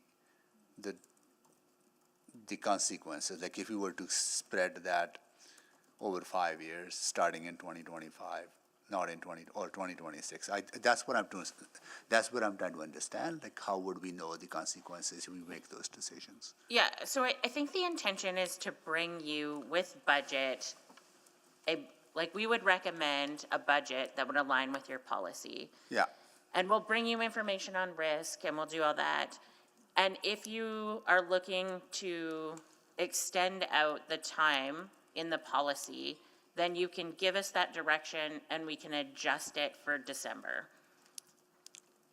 So, but we can update the policy. I think, see. Do you see what I mean? Okay, got it. Okay.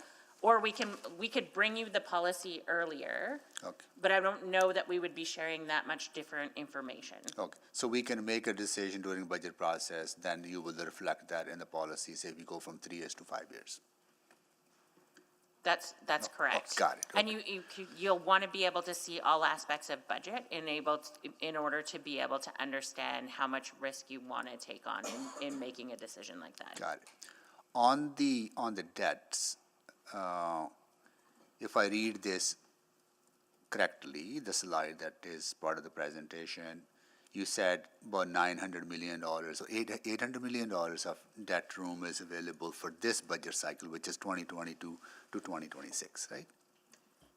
Yeah, so we'd recommend over the remainder of this budget cycle, you have around $800 million in tax-supported debt room. Yeah. Now, obviously, as debt starts coming off the books, as you start repaying some of that debt, more room will start opening up in future years. Yeah. But then more debt would also start accumulating as you borrow more. So Right. now we're saying around, for this cycle, it's around $800 million. Right, and it goes down if we don't borrow more, but we have a lot of renewal needs. Yes. So at what time do you need direction from this council that for the next budget cycle, which is 2026 to 2030, that we shift the focus on the renewal? Now it's, I think, 60-40. Maybe we need to go 80-20, right? Or 90-10, because recognizing huge needs that we have in maintaining what we already have and repairing that, keeping that in good condition. At what time do you need that direction?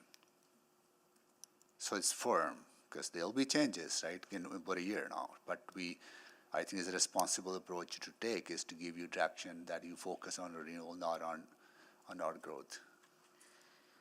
Yeah, so I think in the 4 years, we brought you a budget that did focus on renewal. Yeah. I think what we need as part of the fall SCBA is, I would suggest, some restraint to not approve growth projects. And then as we come forward in the next cycle with the 4-year budget, we would be looking to confirm the direction that renewal is the focus. Would you care to move the second round? I will move the second round. Second. Thank you, Mayor Sohi. Councillor Knack, please vote.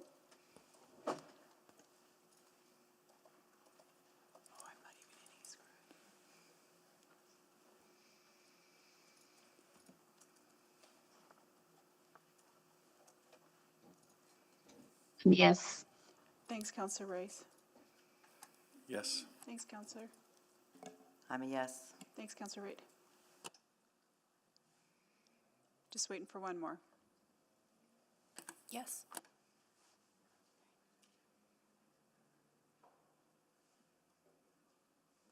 Thank you. We have all the votes. Please display the votes. That is carried, and I return the chair. Thank you, Councillor Hamilton. Councillor Jans, can you move the recommendations as well if you feel? So moved. Both of them? So moved. Thank you. Need a seconder? Second. Second by Councillor Knack. Great, thank you. We'll carry on with the questions. And Councillor Jans, go ahead, please. Thank you. So I realize, dwelling on things like gas costs or fuel costs is $8 million in $1 billion machine. I realize it's the equivalent of trimming the toenails on the elephant to get them to fit on the ark. But it's still every little, that's not real. That's, what sort of metaphor is that? Oh God. So it's like Noah and a flood. Okay, never mind. So yeah, the point being, every little dollar counts, every little bit adds up.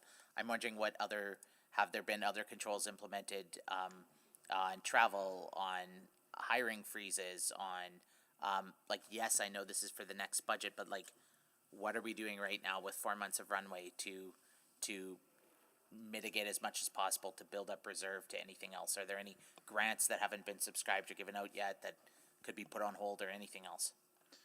I would say we're exploring all the options. I think there's definitely a movement from the last update we gave you in August to where we are today. So we're seeing that number come down. Obviously, the discretionary funding conversation we've had, and Stacey alluded to that earlier on what discretionary funding looks like and how do we make sure that we're seizing that opportunity for the greater budget. I think on the fuel stuff, we're always looking at innovative programs to do that work. We've got a hydrogen retrofit program to try and utilize less of the fuel consumption from our end of it. So we're doing a lot of stuff on the innovation side, along with the program objectives that we have. So do we have a travel moratorium right now, or travel controls? We're not stopping every travel that we have. We're not growing our travel. Okay. Do we have a hiring freeze? We do not have a hiring freeze right now. So we are still growing the workforce? Yeah, well, I think we're replacing the people that we have available to us, like Kim said earlier. Those growth and those growth objectives for us means we still have transactional work to get done, and slowing on people moving into this city and paying more taxes is not something that is going to help us in the long run. So we're focused on those items. Obviously, emergency services, we had a conversation around that. We're still hiring into those positions because we have to keep a certain level of staffing in order for us to deliver the service. Yeah. Just going back to the debt room piece. So if we only have in 2028 $800 million in debt room, in this 4-year capital budget, we spent $965 million on road renewal, including roads and bridges, then additional $900 million new in roads. So I guess I'm curious what sort of are we just how are we gonna manage the next 4-year cycle if we've already spent more just on road renewal in this cycle than we have room in the next cycle?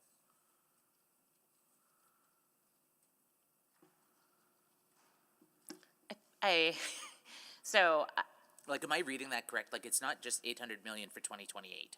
Yeah, I have to double check your numbers. But I think what we're here today trying to do is highlight for you what our, on August 14th, we came and talked about what our challenges are. Today, we're here telling you this is how you're trending to date. And then we're going to come to you in the fall SOBA with an SCBA with all the things and recommendations that we think need to be the first step in making this right. I think we need to get there in a sequence of events, knowing that the next budget cycle is going to be probably as equally as challenging as this budget cycle. And I guess that's maybe I thought we were there now, and I think that was my confusion. I thought we were at the prescription meeting. This is kind of round 2 of the veterinarian checkup. Yeah, like we're on a journey and we're taking our first steps. But I think you still have 25 and 2026. So we'll bring the next 4-year cycle at the end of 2026. And so we're trying to correct some of the things that we know need to be corrected so that work is informed on the reality that we've experienced in this last 4-year cycle. And I guess what really scares me is we passed the substantial completion policy, but an amendment was put in there to allow quadrant consideration. I'm worried that we are barely making do with what we have, and yet we may effectively be in a position green-lighting new neighborhoods and massive new expenditures before we're ready here, and even in our debt room. Like, can those conversations be even further reconsidered given this reality? I can maybe, Councillor Jans, just reflect on the direction council provided related to that work on substantial completion. There's a significant body of work that we have to come back to council on: the cost of growth, a servicing study, neighborhood structure plan terms of reference. So there are more conversations to be had about the cost of growth as it relates to south of 41st Avenue. Okay, thank you. Thank you. Councillor Jans, just to quickly answer your question on the fuel. So the variance is 8.9 million on a $47.7 million fuel budget, so that's around 18% variance. Okay, thank you. Councillor Wright. Thank you. So Stacey, when you come back with that SCBA, and you talked about the sequence of events, will that include things like looking at like building to the remaining budget or deferring some projects? Will that be part of your analysis? I'm going to ask Mr. Walbom to respond to that. Thanks, Councillor Wright and Stacey. So just a reminder, I guess, to all that council set a direction and a path and a priority for all of our capital program, both renewal and growth for 23 to 26. So what we are doing is looking at managing that direction from council in all of the projects and progress of them. And as Stacey mentioned, we're about halfway through our budget cycle, which means really in terms of our timing and commitment of a lot of our projects, we're past that halfway point because of the contractual agreements and commitments we've made. So we're well on our path to commitment of what council mandated for the current cycle. And these adjustments are giving updates within that spectrum of where we're trending and how we're trending on all of the projects. And a lot of these adjustments are within that context, if that makes sense. Okay, I think it does. But then, so we've approved projects and whatnot based on a certain budget, but now that if we're going over budget on some of these things, do we need to look how to bring that back into budget? We do, you're right. And there's a number of mechanisms we've done, and we've brought various updates. We've asked for budget adjustments, dollars in a few of them, and we've seen that along our journey, but we've also looked at scope reduction and rescoping our projects to stay within the budget.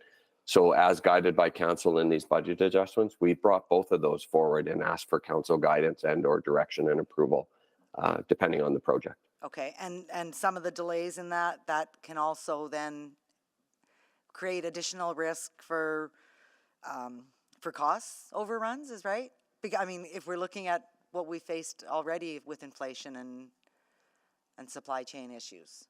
Yeah, that will very much depend on the nature of where we're at with our contractual commitments. A lot of our contracts are locked into a fixed price or a budget, so we're not so much at risk of the budget amount because that's on the burden of our agreement and with our contractors. So it'll very much depend, but a lot of our contracts are locked in that way. So we're less exposed to that budget risk and more just the delay of time and how we're cash flowing and managing the budget over time. Okay, good. I do have concerns on Taser and Enterprise Commons, but I won't harp on about that.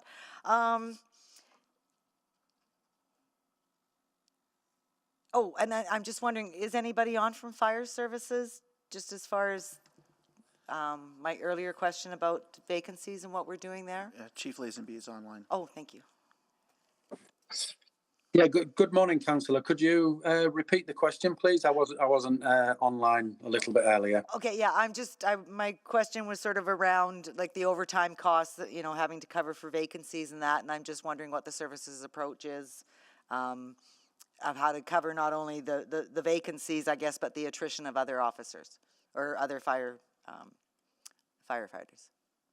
Yeah, so typically we recruit once a year, and we're looking at our approach to that and maybe amending it from the way it's been done in the past to kind of forecast out additional retirements upcoming as well as the ones that have already occurred.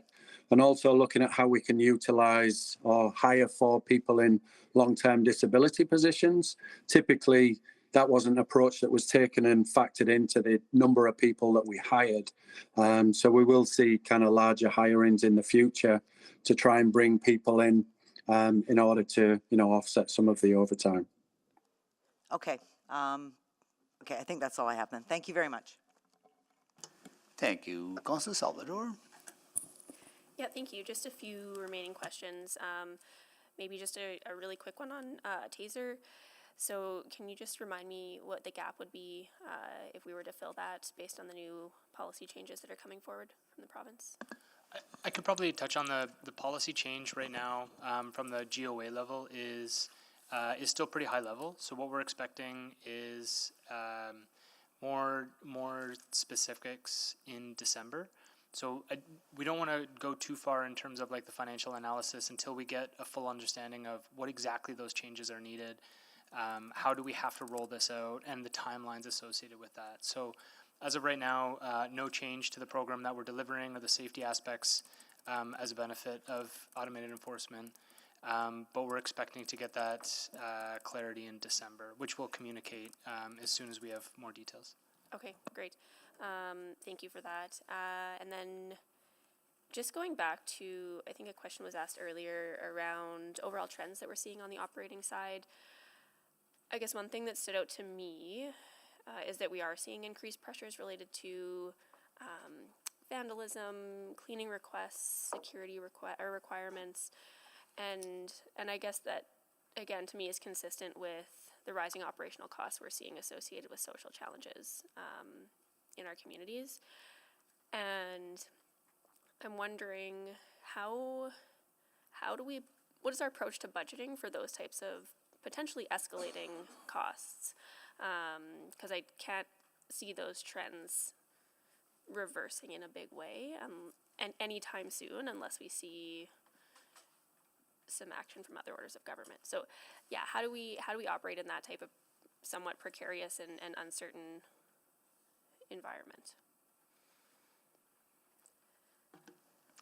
So at the risk of like, it's not necessarily an area that I have as much knowledge as the business area is on, but we would be looking at things like, can we solve a problem by, what is the problem that we're trying to solve? If we're seeing increased vandalism, where is that vandalism?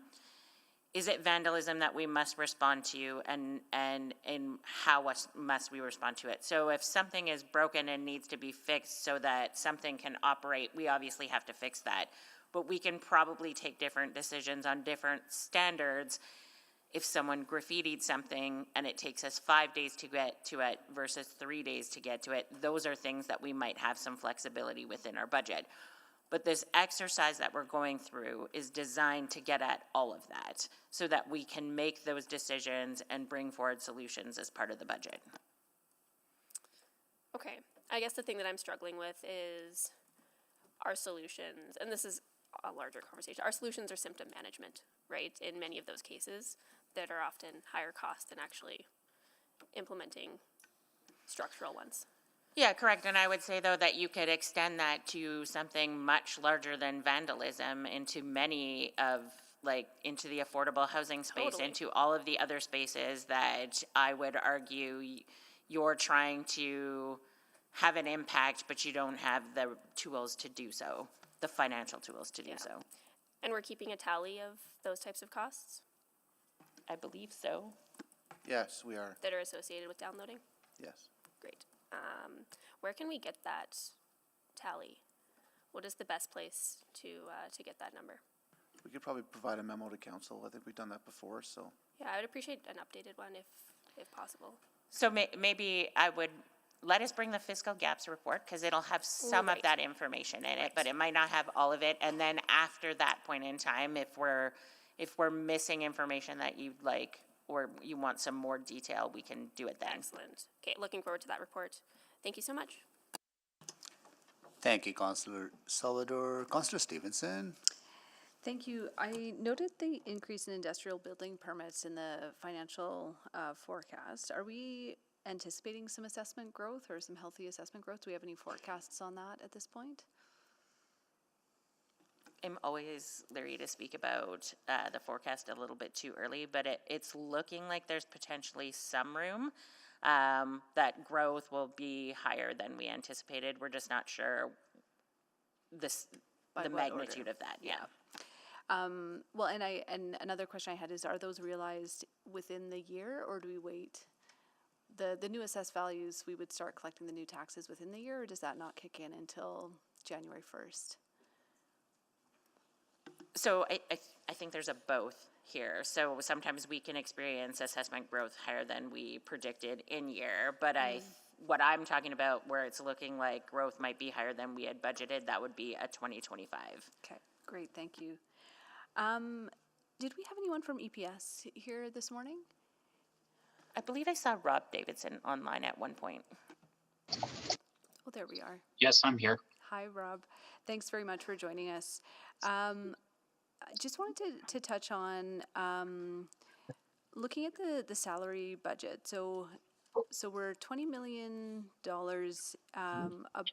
greater than last year in salaries years to date. Though I understand there have been no net new FTEs. Is that difference driven by the settlements, or are there other drivers to that?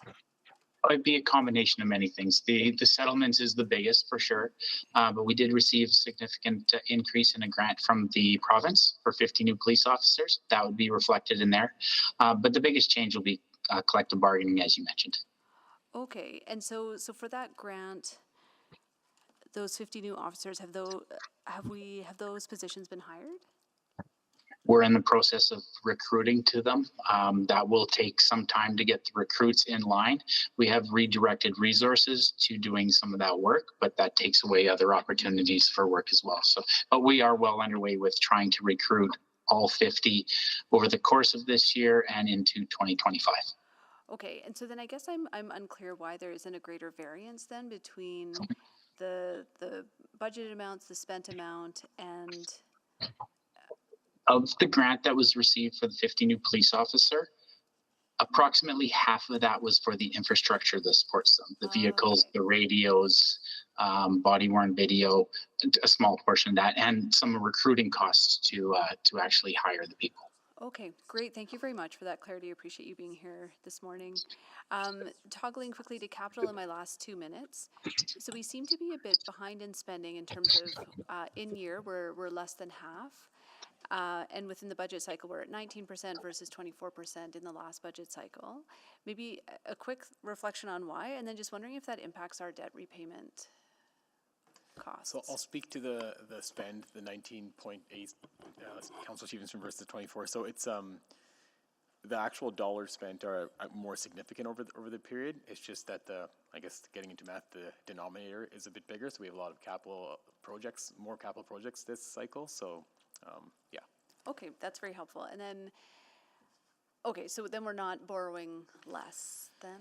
Yeah, so I would say what we always do with borrowing is we borrow on the basis of how the projects advance and the cash is incurred. Like we borrow the cash when we need it. So we're not borrowing in advance. So that can be helpful for an in-year positive variance on debt servicing to the extent that cash flows are delayed. Perfect, great. I'm reluctant to ask this question, but want to be sure that I'm understanding. I did notice the increase in the budget for Imagine Jasper Ave, Phase 2. Just wondering how we manage that, or what the implications are for that project.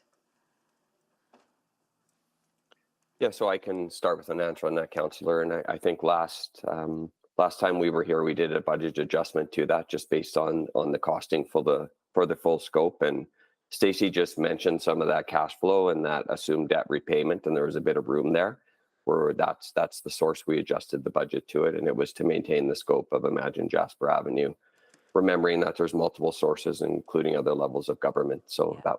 that was our approach on that. Great, really pleased to hear that. Thank you very much. That's it for me. Thank you. Thank you, Councillor Stevenson. Councillor Tang. Thank you.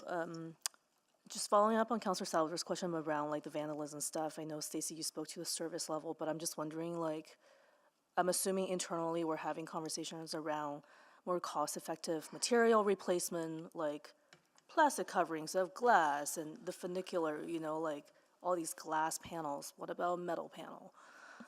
Yes to all of the above. Okay. I think anytime that we have vandalism, we're seeing it repeated at the same places and locations.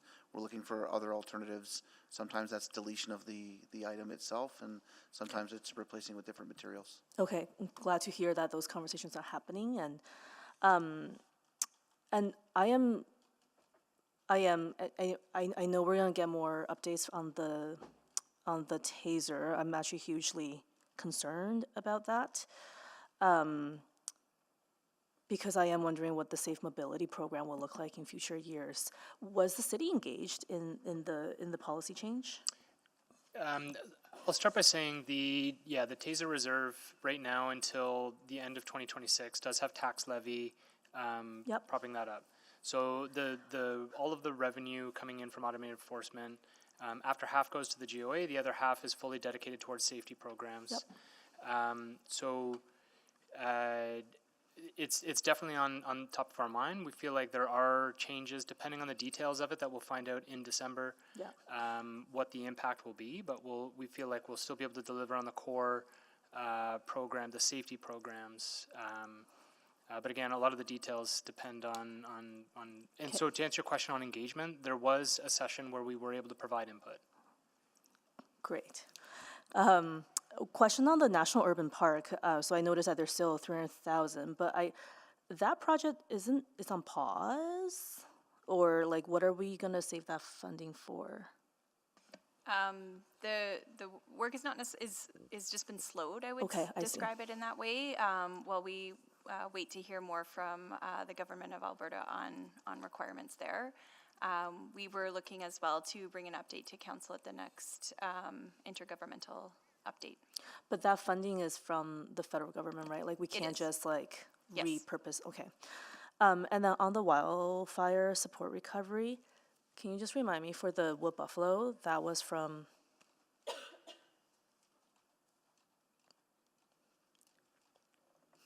Sorry, I'm not able to fill in the blank to the rest of your question. Just from a few years ago. Are you asking us when was the Wood Buffalo fire? No, sorry, just for when we provided the recovery support, because I'm just trying to anticipate the timeline for, I don't know, Edson and Yellowknife and this year. So for the regional municipality of Wood Buffalo, so we've, like this year, I'll just summarize the cost for you real quick, Councillor Ting, so about 1.2 million. And so we're going through that process of when we're gonna get we're gonna get reimbursement for that. We're expecting maybe this fall in September. Okay. And for the Jasper wildfire expenditures, so far year to date, around $3.4 million. And so we're still going through that claim process. And then Yellowknife, have we already received all that? That's been reconciled? Expected very soon. Oh. Still haven't received it though. Thank you. Thank you for that.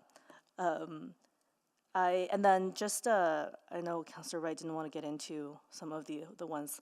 With the Enterprise Common, it's way over budget and schedule. I'm wondering when's the next time we can anticipate an update on that project? Is there a memo coming at all, or?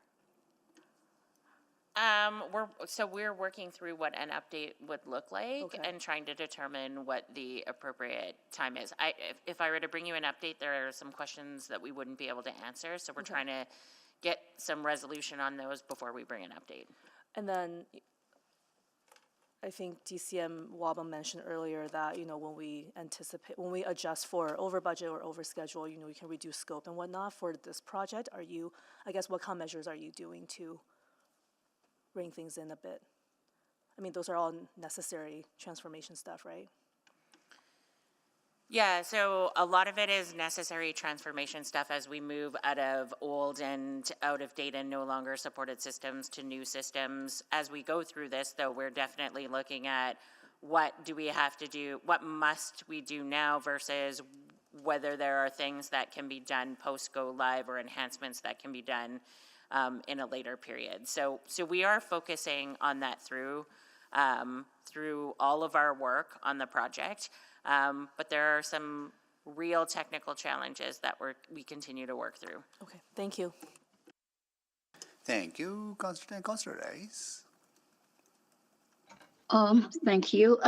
I still have a few questions regarding the revenue shortfall and also tax-supported operations amount.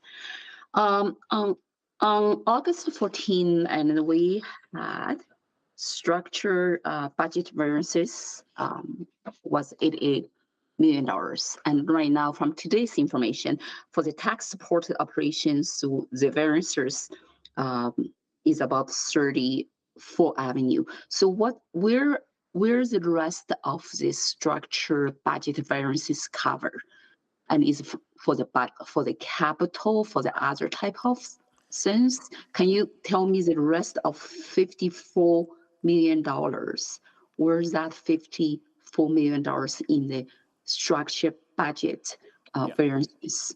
So Councillor Rice, in the August 14th report, when we reflected the $88 million in structural budget challenges, those were just the expenditure challenges. So those are also reflected in our Q2 financial update here. So the $34 million number, the tax-supported deficit, that's net of revenue variances as well. So right off the bat, that kind of lowers it. But if you look at all the things like the transit revenue differences, if you look at the inflation, the cost pressures, all of that is also reflected in the Q2 update here as well. So it's in there. We actually went through and tallied them up, and it gets actually fairly close to that $88 million as well. Okay, so then my question for the revenue shortfall. Let me ask first revenue shortfall. Can you tell me the reason? And year to date, the variances is only $6.5 million. Why? And right now is double to the end with the less like 4 months left, and for the year will be $13 million.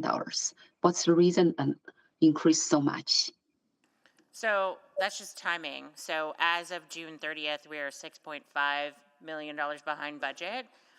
And unless something changes significantly in terms of ridership, we would expect that transit fares at the end for a full year would be double what they are. The variance would be double what it is for the half year. Okay, so I may have more questions than specific to what type of actions we can take to really reduce this revenue shortfall. So I'm not asking right now, I'm moving to permit fee revenue. And because year to date, only $1.5 million, but right now for the year-end projection, and it will be 5.7. So can we get some reason why that increased so much for this revenue shortfall? I can start off. So I think it's the timing of when we expect those permit revenues. So so this would imply that we're probably going to we were expecting more in the latter half of the year. So that's why you see the variance growing for the second half of the year. And someone may want to expand on that, but that's the reason, Councillor Rice. Yeah, so if it's just timing, if it's just timing for the reason, I do not have too much concern. So I just try to figure out the real reason behind the numbers, then that give us maybe some options and how we can take action to reduce those type of revenue shortfall. So I heard somebody want to add more. Well, so I guess maybe I was not here last week, so let me just be upfront. Like transit fee fare revenue, we can address that through fare increases, but I think what we've heard through executive committee is you don't want to see fare increases higher than what you already had in the budget. So when we don't have the ability to bring forward tools that help us change the revenue, then the only way to really resolve the transit revenue issue would be through service level reductions or a reallocation of tax levy. Sorry, I'm mindful of my time. I want to focus on permit fee revenue. So we had the robust discussion about the transit fare. So can somebody provide some content about the permit fee revenue shortfall? Yeah, you would see the escalation happen during the summer months. So when we look at projected revenue deficits, the anticipated recovery would be mostly happen in the summertime. So summertime construction is when that happens. This report's as of June 30th. So you have July, August, September when the most of the construction. So that's just still timing reason. Okay, if that's still the timing, and then I know I have one more question, but I don't have time. Yeah. We'll start there. Thank you. Councillor Hamilton, can you take the chair, please? I've got the chair. Thank you. So the update today and the previous updates are clearly reinforcing that all of us need to tighten our belts, right, and focus on structural issues. What I want to know is that message being received by other organizations that we fund, because a big chunk of our money do go to ABCs, right? And what do we need to do to convey that message that they are tightening their belts as well? Some are, maybe, I don't know, I think it's important for us to do so on behalf of Edmontonians, that we set the clear expectations for managing finances. Or they do manage finances well, but I think this is about realization of we're going to make reductions, and there should be some belt tightening on their part, and looking into either managing within their existing budget or looking at reduction in the budget. What needs to happen to give that clear direction? So throughout all of the budgetary processes, the teams have been working with agencies, boards, and commissions to convey the situation that we're in and to suggest that there may not be money to fund service enhancements or service packages. We have not given anyone any direction on belt tightening or reductions. That would have to come from council. Yeah, I think I understand why you wouldn't, because that has to be set by this council, but I think recognizing that big chunk of our budget goes toward, the big chunk of the tax levy goes towards supporting ABCs, I think it's important that we set some expectations. I know I got to leave about in 3 minutes, but if this conversation carries on after lunch, I would like to consider making a subsequent motion, giving that expectation, right? I also want to come back to my earlier question. We built a 4-year capital budget based on the previously set formula of 60% renewal, 40% growth, and we were new council, and we follow those policy directions. There'll be a new council next time, and I think it's important that we focus on renewal and set that policy direction now. So I would also like to explore shifting toward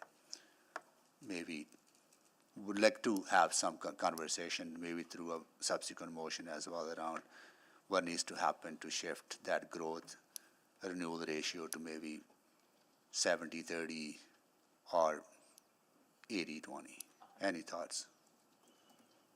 Conversation. I think we need to have that conversation. Well, we're happy to take direction from council. Okay, yeah. So I'll think about that when I come back over the lunch, right? And if we carry on this, maybe I'll find another way if we done with this item.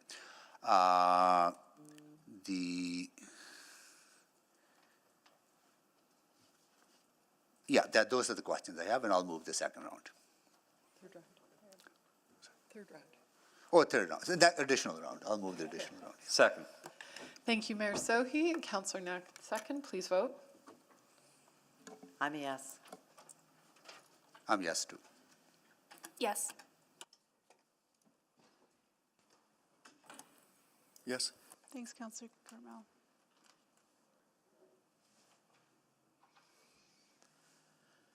We have all the vote. Please display the votes.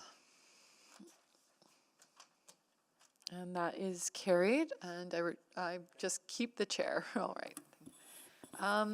Next up is Councillor Jans, I believe, with questions. Yeah, thank you. One thing I don't see missing here is tax uplift or forecast around any of that. When would that be coming, like assessment growth? That'll come with the budget. Okay, do we have any indication or projection?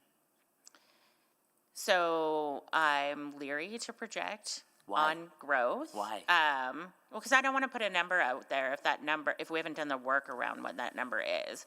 We think that there is likely to be some assessment growth higher than what we had originally budgeted, but I don't know the magnitude of that number at this point. So is your reticence because you don't believe the projects will be completed?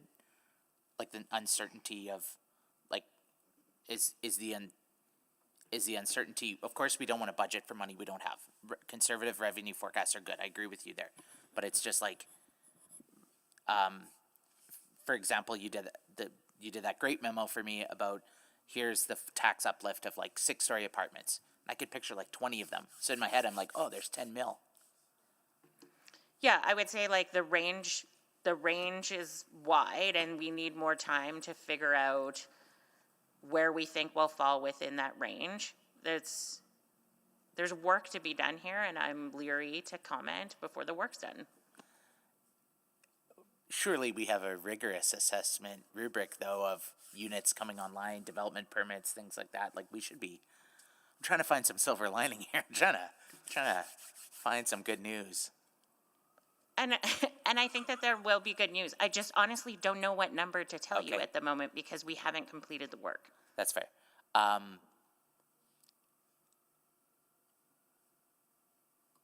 won't dwell on that further. But that's good to know. Yeah, and I suppose likewise then you don't have any indication of industrial or commercial either. That, again, all of that would be coming together, not just residential. Yeah, like all of it would come in one adjustment. Yeah. Okay, subsequent, yeah, I know the mayor's looking at a couple subsequent motions there, so I think I'll leave it there. Thank you.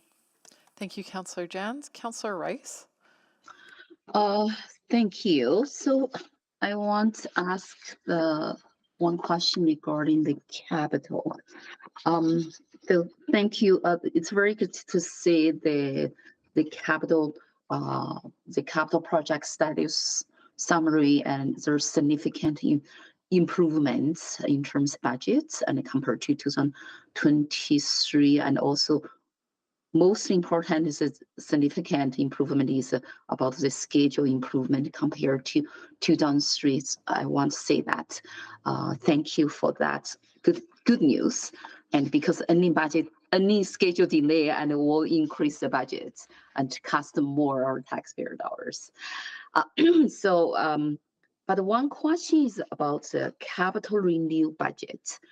I record the information provided by the state administration, and starting 2023 for the next 10 years to 2032, we have the funding gap about $4.8 billion, like $1 billion funding gap for the capital renewal project. So I did not see any new information regarding this. Is there any updates or is there anything we plan to address the needs for the capital renewal? And because I keep heard from Edmontonians talk about renew needs for the neighborhood renew, for some other infrastructure renew. So do you have any new updates on that? So Councillor Rice, this is a Q2 financial update, so we're reporting to you the progress on capital projects and how we're progressing towards projects that were approved in the budget. So that information you're looking for around how much renewal investment, the targets, that'll come forward in the supplemental capital budget adjustment report that's coming later this fall. And that's where you should get an update. Also, if we get that late, but I just want to know in advance what change could impact our tax levy. Right, so you'll have that in November during the budget discussions. So you'll see that number and you'll be able to make any adjustments, and you'll see the tax levy impact during the fall budget deliberations. So sorry, this is my struggle. I keep heard, yeah, we will bring back to you November or December for that full budget supplement adjustment. But however, when the information provided to the council back to the August, we talk about all actions to address revenue shortfall. We talk about actions to address external factors, and then actions needed to address admin and council variances. But right now, today's report is just information. There is no actions put in front of us and for approval. But if there is no direction provided to you for the action to take to address those structural budget variances, and when you come back, November, we still face the same problem. And how we can reduce that 13% to 8.6%. So, Councillor Rice, I think what we've stated is we've got budgetary pressures that are in the range of 13%.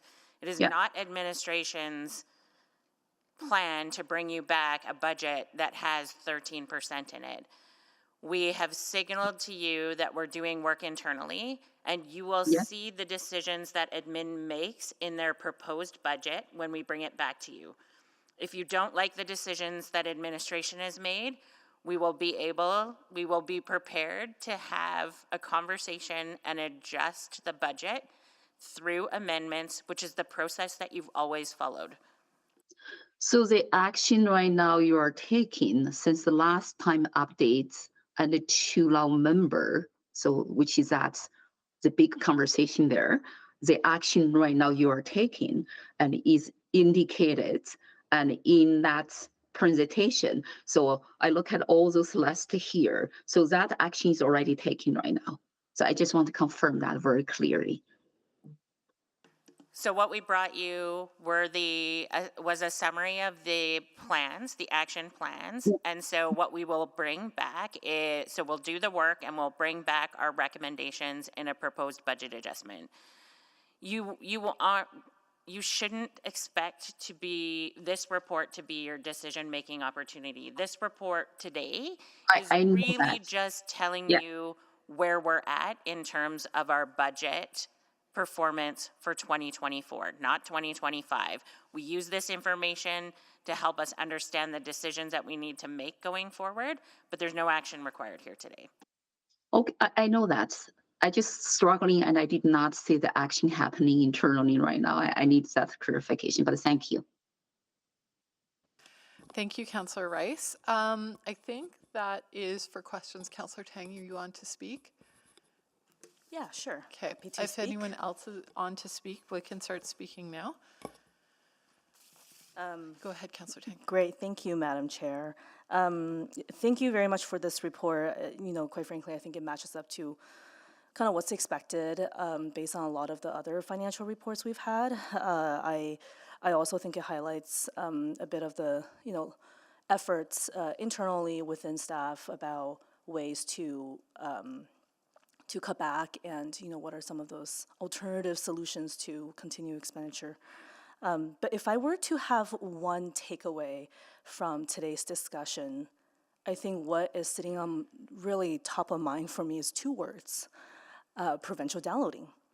There's so many examples throughout this budget report about whether it's vandalism or WCB claims or personnel costs, and now the taser reserve. A lot of this is direct and indirect downloading, and I think if this government doesn't do anything about, or is not going to make significant progress on mental health, addiction, housing, and homelessness, I think we're going to see those costs continue to rise, and city cannot be able to manage a lot of these challenges sustainably. I hear a lot from my residents about focus on core services. I think everybody in this assembly wants to do that.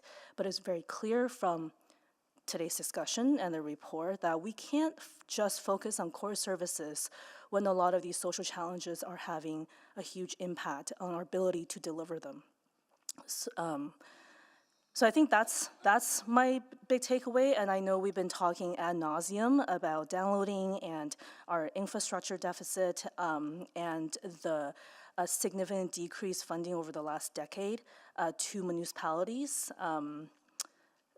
But here we have just further examples of that when at a time the population growth is at its peak.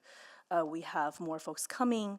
We have more efforts to attract newcomers with, Alberta's Calling campaign.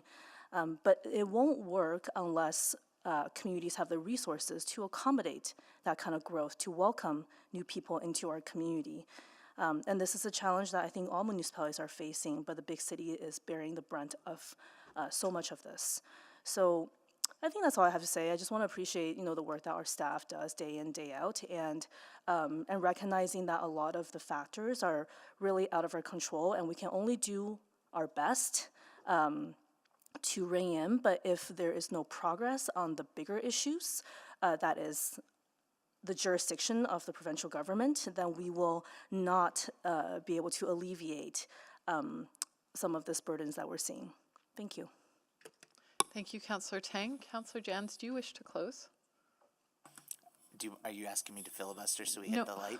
No, we can just take the vote and then recess. That is. I understand the mayor has a subsequent, though. Do we need to? Well, we can take the vote, which would resolve this item, and then come back after lunch for the subsequent, which I think is the usual order of things. Okay, perfect. Then, yep, no, just gratitude to staff, and that's all.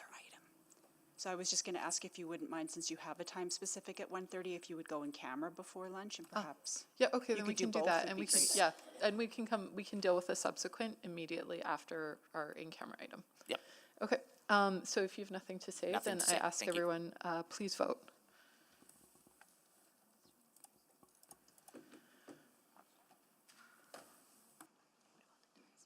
I'm a yes. Thank you, Councillor Wright. We have all the votes. Please display the votes. That is carried. We do have I think the clerks for the reminder, we have a time specific at 1:30. We should go in camera before I we move break. that. Okay, thank you, Councillor Jans. I move we move in cameras pursuant to sections 21, 24, and 25. Thank you. Second. Thank you, Councillor Knack. Please vote. I'm a yes. Thanks, Councillor Wright. We're just sending the vote out now.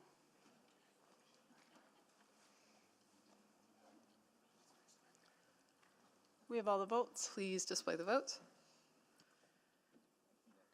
And that is carried. So now we are in recess, and we will return at 1:30 in private to deal with item 9.1. Thank you.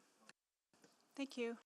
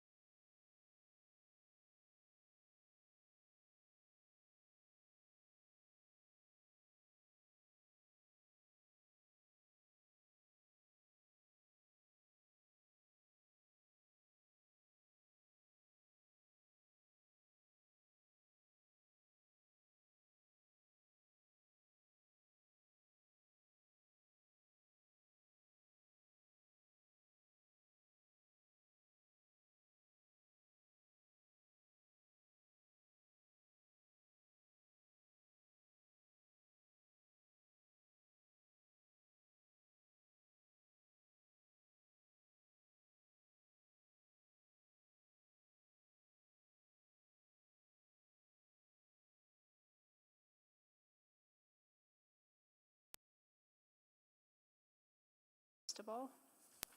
I move we postpone item 9.1 to later in the meeting. Second. I'm a yes. Thanks, Councillor Wright.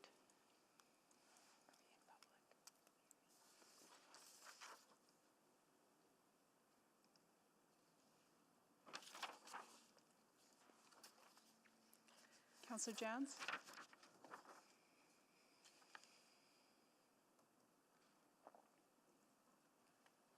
We have all the votes. Display the votes, please.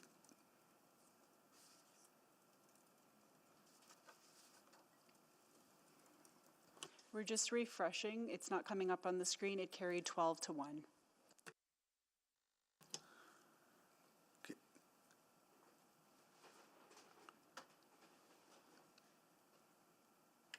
Okay, got the votes? I will move that the It following. carried 12 to Oh, 1 there, good, so thank you. he- Yeah. I will move that the following item be dealt with at a time specific on the agenda. Item 9.2, City Manager Recruitment, update number 8, as the first item of business on Wednesday, September 11th, 2024 at 1:30 p.m. Okay, need a second? Second. Okay, Councillor Rutherford, so please vote.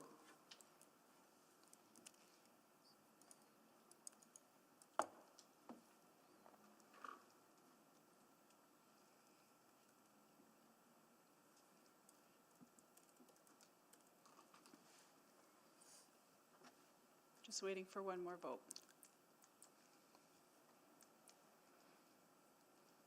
We have all the votes. Display the votes, please. And that, it passed 9 to 4. Okay, thank you. Thank you. We will take a break here for What time is it Three- to reconvene?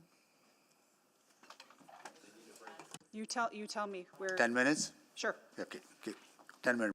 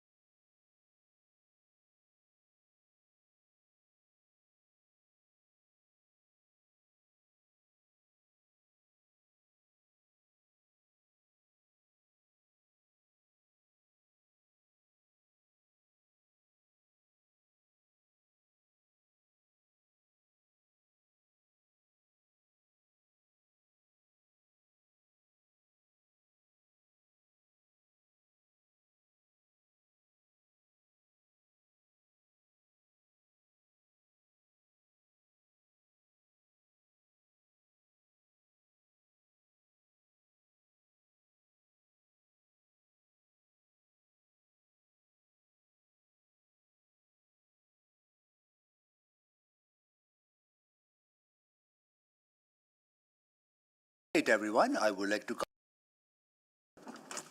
do a roll call of council colleagues. Councillor Wright. Good afternoon. Councillor Knack. Good afternoon. Councillor Principe. Hello. Councillor Stevenson. Good afternoon. Councillor Paquette. Good afternoon. Councillor Tang. Hello. Councillor Hamilton. Hello. Councillor Rutherford. Hello. Councillor Salvador. Councillor Carmel. Hello. Councillor Rice. Good afternoon. And Councillor Jans. Okay. Well, we have a delegation here from Edmonton Police Commission, so we'll go over to them to make a presentation.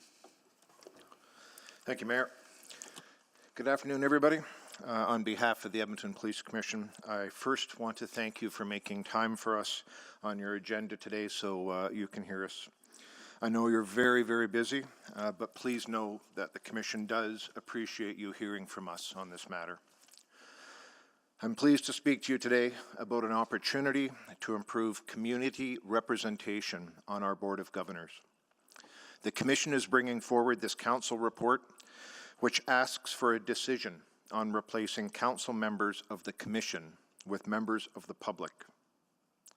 This recommendation has been endorsed by the Commission, and we recognize this is wholly a decision to make as Council. Experts have identified that this is an important and necessary governance improvement that Council can easily make. A 2023 governance review by MNP, an independent third party, recommended that councillors not be appointed to the Edmonton Police Commission. For some context, MNP is one of the largest full-service chartered professional accountancy and business advisory firms in Canada, with expertise in governance matters as well as in public safety. In addition, the City of Edmonton's Safety for All report also recommended that councillors be replaced with public appointees to the Commission. This change has now been recommended by two separate third-party reports, and the Commission has brought it forward in good faith, as we believe it will improve the Board's governance structure. To be absolutely clear, this recommendation is not being made as a result of the current state of the relationship with Council. Nor does this have anything to do with the current councillors that are serving on the Commission, and this should not be taken personally. This is about the City of Edmonton changing its hiring practices to appoint more public members to the Police Commission. When councillors serve as board members, their political considerations inevitably influence decision-making. Councillors bring with them a higher level of public exposure, political expertise, council influence, and this is creating a power imbalance amongst members of the Commission. Appointing public members to the Commission in place of politicians would strengthen transparency and accountability for all Edmontonians. Council would still decide who it appoints to the Commission. That is not our decision to make. If Council agrees with this recommendation, you would be appointing two new members of the public to replace the two councillors already on the Commission. These appointments would continue to be made by Council, not by the Government of Alberta. This change would allow Council to appoint two members from the community who would be able to represent Edmontonians, free of the impacts of being an elected official. As I've covered previously, this change to the Commission structure has now been recommended by two separate third-party reports. We're asking Council to make this change to increase community representation and reduce the possibility of political conflict created by having municipally elected officials on the Commission. This would improve the effectiveness of the Commission to be the best iteration of an arm's-length public agency responsible for governance of the Edmonton Police Service. Today, we'll answer any questions you may have about this recommendation, and if asked, we can provide thoughts on what is possible if you choose to move forward on this. Again, thank you for your time, and I will now turn it over to our Executive Director for a presentation. Thank you, Chair. Next slide, please. The Alberta Police Act requires a municipality with its own police service to establish a police commission. In Edmonton's case, up to 9 members may be appointed by the municipality, with 3 members appointed by the provincial government.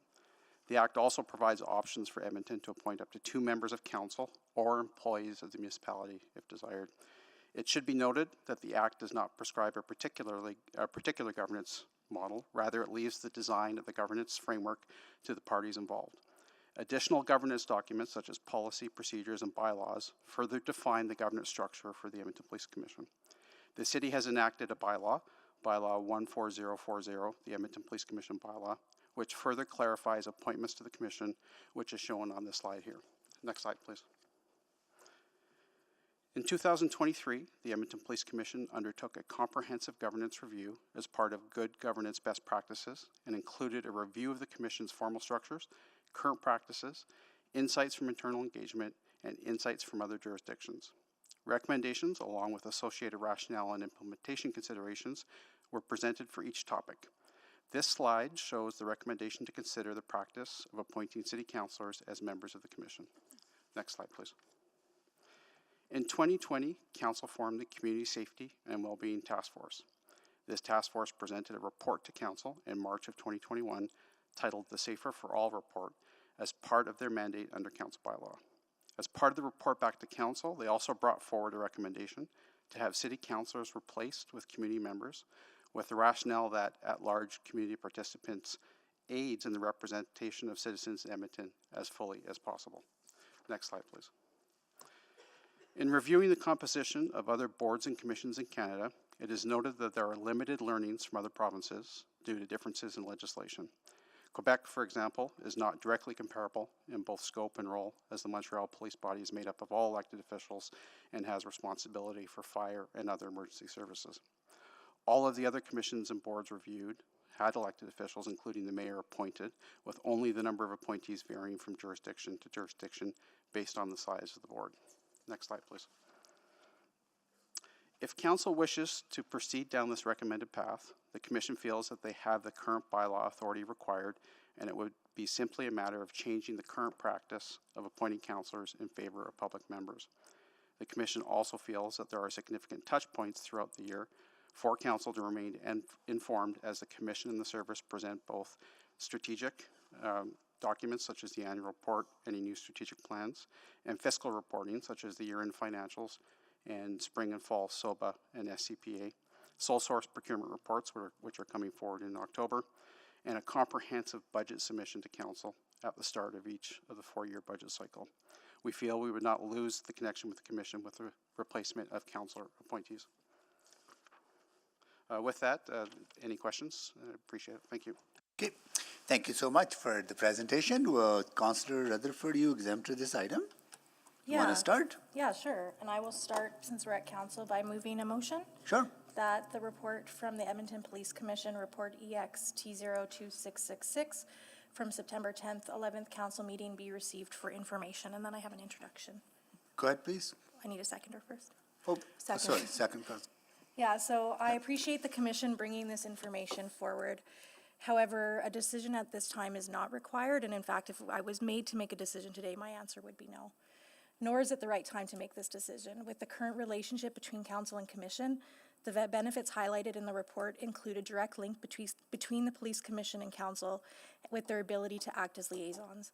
This is an essential function we cannot remove at this time. Additionally, the bylaw as written already allows for the discretion mentioned and requested in this report. At the time of appointments and reappointments of councillors, we can discuss this as a body to weigh the information presented here today. Additionally, while the report mentions that updates are needed, these updates have already been made and no bylaw amendments are actually required at this time. So receipt of information is the best course of action, in my opinion, for the body today. Thank you. Thank you. Questions, please? Questions, colleagues? Councillor Tang, go ahead, please. Sorry, Councillor Principe. Thank you, Mr. Mayor. I would like to ask if council had, we do have a motion on the floor now, but if council had decided to go with the route that the commission is suggesting, what you had said that we could ask, what is possible if we move forward with that recommendation? From a technical standpoint, Councillor, and of course, your staff and your support team could jump in at any point. The first thing you may wish to decide is when you wish to replace the councillor appointees at the end of their current appointed terms at a sooner date as agreed upon with the appointees. You could also consider any of the options or permutations that are set out in your bylaw currently, which you could explore staff appointments as well. There's quite a range of options for you to consider under your current authorities. Oh, okay, thank you. Those are my only questions. Thank you. Thank you. Councillor Carmel. Yeah, thank you. I'm not sure if this should be to the chair or the executive director, but my question is this. What is your expectation, or perhaps maybe that's the wrong word, what is your understanding of the role of councillors on the commission with respect to the liaison role that Councillor Rutherford referred to in her motion? Thanks, Councillor. I think in an ideal world, it would be a conduit where we can have information that is permitted to be shared at our meetings brought to council. The councillors can bring concerns or insights from the council as a whole to the commission so that we have an understanding, whether it's from each ward or from the council as a whole, what concerns are. And I think it also provides, when it's properly exercised, an excellent opportunity for communication through two people to the entire council. That being said, when they occur, we have monthly meetings with the mayor. We have meetings with city council. I think we've had, I'm going to guess at the number, I'll probably look to the ED to correct me, but we've had 23 meetings with council in the past year. So we do have multiple touch points. Do I think that the removal of the city councillors would jeopardize the communication between the two entities? I would definitely say not. I think if we have 23 touch points, plus when they occur, the monthly meetings with the mayor, we have more than adequate ability to share information between the two bodies. Okay, so 23 sounds like a lot. I don't remember 23 necessarily, but happy to see the list. What is the presumption around confidentiality? Is it presumed that confidential matters that are discussed at the police commission remain confidential, and that they are the subject, or that conversation is not shared back to city council? I think that's probably a concern on both sides, because both entities have information that the other entity doesn't. And when you're having these discussions, how do you navigate having that piece of information that nobody else has, which may form part of your decision that you're making wherever you're sitting? So I think if there's information from a closed or private meeting that we have with the commission that, I don't know, for how many grommets the service wants to buy, in the back of the head of councillors, there may, I'm not saying there is, there may be this underlying, we are in tight financial constraints right now. And they're thinking, this is what I'm going to base my decision on, not what the service needs. Maybe these grommets are about personal safety, personal protection, and the decision may be based on information other than what they get from the commission. Do you mind? Sorry, Anne-Marie Lambert, I'm the Vice Chair of the Police Commission. I see the councillors as the role of translator or liaison in between council and commission. So perhaps if council has some of those questions that require a little bit of explanation with respect to the Police Act, or things that they've experienced on a ride-along, for example, perhaps that's a great liaison role to play. So maybe by way of example, I serve on the Fort Edmonton Park Management Company, which is an independent Part 9 company. And I am a board member on that company. I'm the counselor assigned to be on that board. There are confidential matters that are discussed at that board that I cannot share at this table, but which would inform the conversation at this table potentially. And so that creates a real dichotomy for me at times. I'm often struck with this, if only you knew what I knew, kind of a thing. And I don't want to make that sound too maudlin or whatever, so this is my apprehension, and I wonder if this is a conversation that needs to be, move beyond just the police commission. The police commission has its own act and its own things. Maybe that's not really a question, however. I might have some more. Thank you. I think if you look back at 2017, I think it was, or 2018, the Edmonton Journal did an article on this very discussion, and they talked about councillors who were taken off of boards for that very reason. And there were also 2 councillors at that time who said specifically that they should not be on the police commission. So this is not anything new. This is something that's been regurgitated from my earliest recollections, 2002, and multiple times from then until now. Okay. Thank you, Councillor Cardinal. Councillor Stevenson. Yeah, that's actually a great segue. I learned earlier today that in the late 90s, I think councillors were taken off the commission. I don't know. I'm looking for any institutional knowledge that may exist. I'm sorry, I was far too young then. I wouldn't know, Councillor. This is from an alumni of council from that era.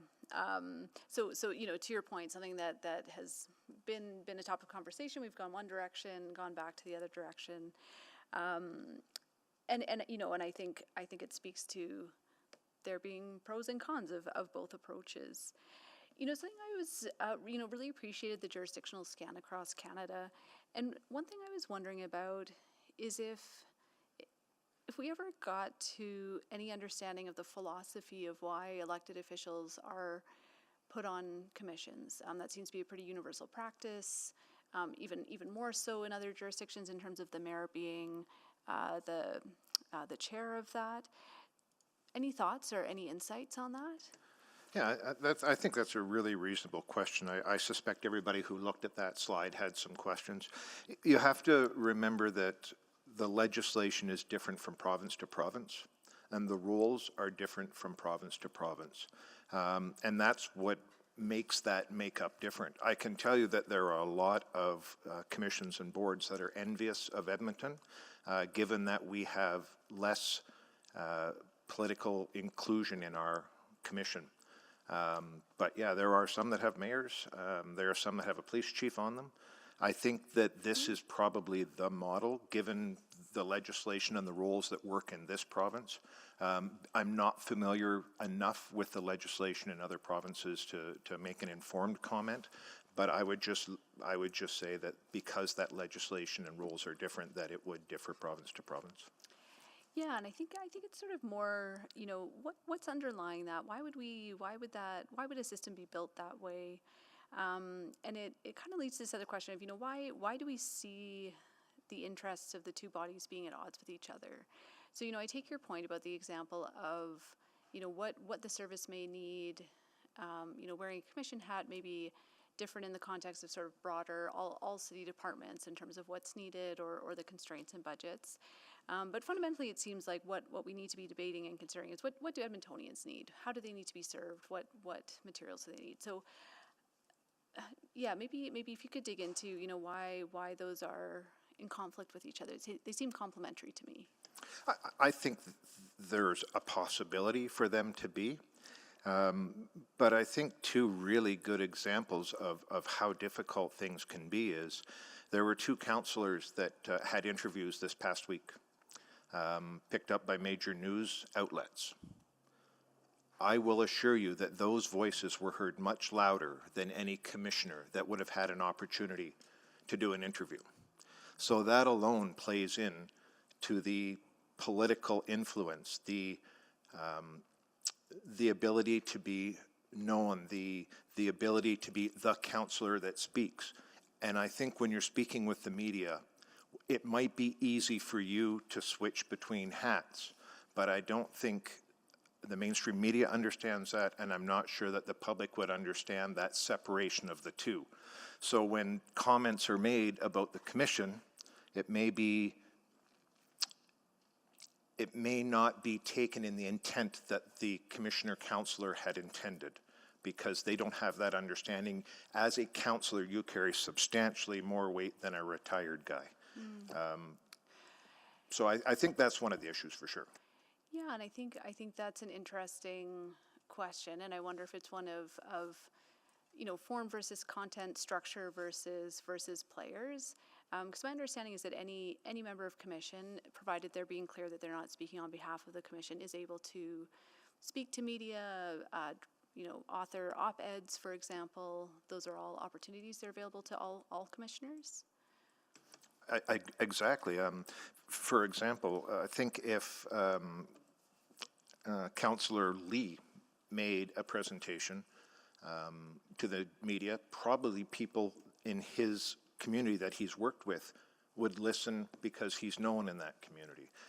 Does he carry the same weight that a statement from a member of City Council would? I don't think so. I don't know if there's anybody on this commission that has a voice that would carry as loud as a councillor. Yeah, and that's an interesting reflection. Yeah, appreciate the discussion. Thanks for bringing the report today. Thank you, Councillor Stevenson. Councillor Knack. Thanks, Mayor Sohi. Thank you for the report. So first, I just want to get clarity on the touch point piece. So you mentioned 23 touch points with council. That includes sort of like the one-on-one meeting we had back in March. Those are the things you're sort of compiling together as 23. Is that right? I will allow my executive director to take that. He's the number cruncher. Yeah, I've been working on assembling the data for some time. So if you include just if you include all the formal meetings where we attend a committee or a council in this chamber or in this building, and the mayor meetings and the luncheons when they're going, it averages out to 23 touch points a year.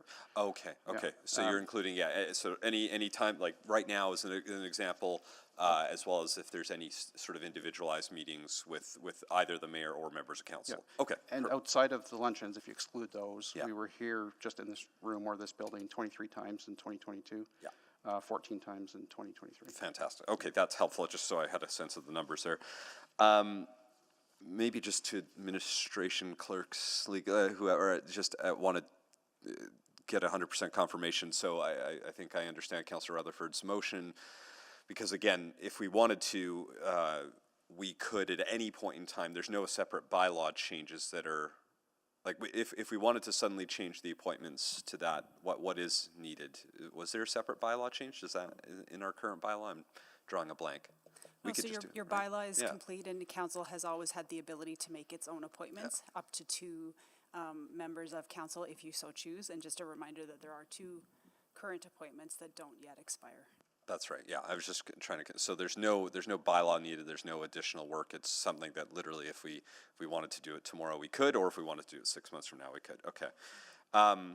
Then I guess, and so maybe that's the question to the commission, because I think, I think even when me and Medan talked about this, I've generally been really open to the idea. I thought about the Safer for All piece.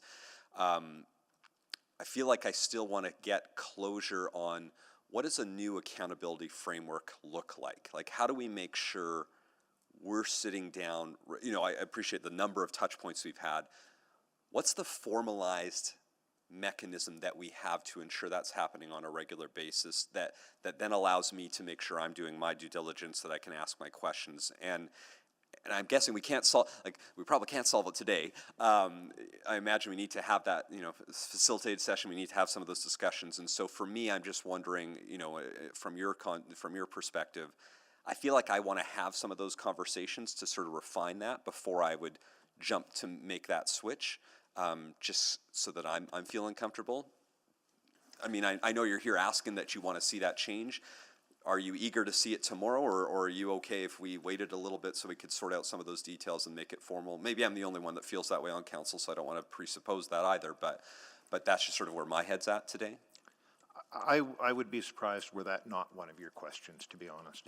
I think there's a lot of avenues. We have our quarterly touch points. We have our touch points when we come for reports.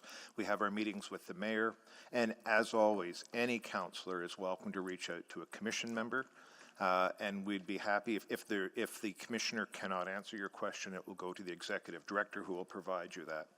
I think the piece that is probably the most important, any commissioner is more than happy to hear from a councillor. We have no animosity. We have nothing but an open door to hear, because if you're telling us that you're not getting enough information, then somewhere something isn't working.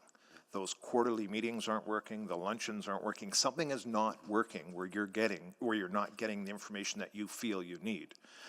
Keeping in mind, of course, there's only so much that we can share. But I would want nothing more than to ensure that that communication line stays open. And as for when, this is wholly in City Council's purview. This is not us. We don't get to make this decision. We have the privilege of bringing these reports to you for your information, so you have the information you need to make an informed decision, one way or the other. And however that decision goes, the Commission will fully respect City Council. Sure. Yeah, please. Is there something with respect to accountability that you would like to see? Because if you say accountability, it means a lot of different things, right? And so if there's something specific, then perhaps we can take that back. Like, for example, and I don't want to get into the debate now, but like the conversation we had around the audit piece, I feel like I still have some unanswered questions that I feel really uncomfortable sort of making a change until I've worked through that and had a better dialogue to understand sort of the ins and outs. But I appreciate I'm out of time, and so. But thank you. That gave me some helpful information. Appreciate it. All right. Thank you, Councillor. Now, Councillor Wright. Thank you very much. I guess I'm kind of focused on the recommendations of MMP's governance report. I think you've already sort of spoken as to the link and the liaison, which I think is a benefit. And I think, John, you'd also talked about how the voices of councillors have far greater reach. But each councillor, each commissioner only has one vote on the commission, right? So there's no, the councillor commissioners don't carry any weight in that respect. It's one vote per person. Every person has one vote, correct. Okay. And you referenced the media spots this week as well, but my understanding is that the commission was provided the opportunity to also speak to the media? And I stand to be corrected by your clerk's office, but our understanding of city protocol is when we submit a council report to you, the first opportunity that the commission has to speak to that publicly, other than some holding statements, is here.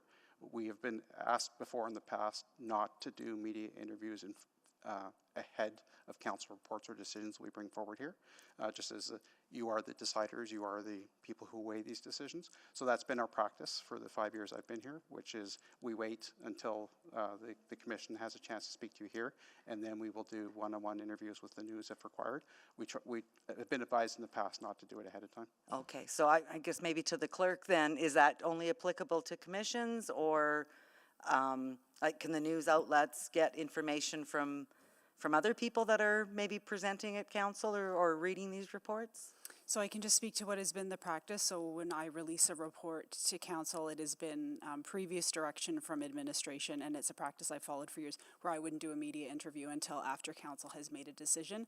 And that approach has been shared with the police commission. I understand that they've been following it. I can't speak to who the media may or may not go to get additional information, but they're not restricted in who they ask for.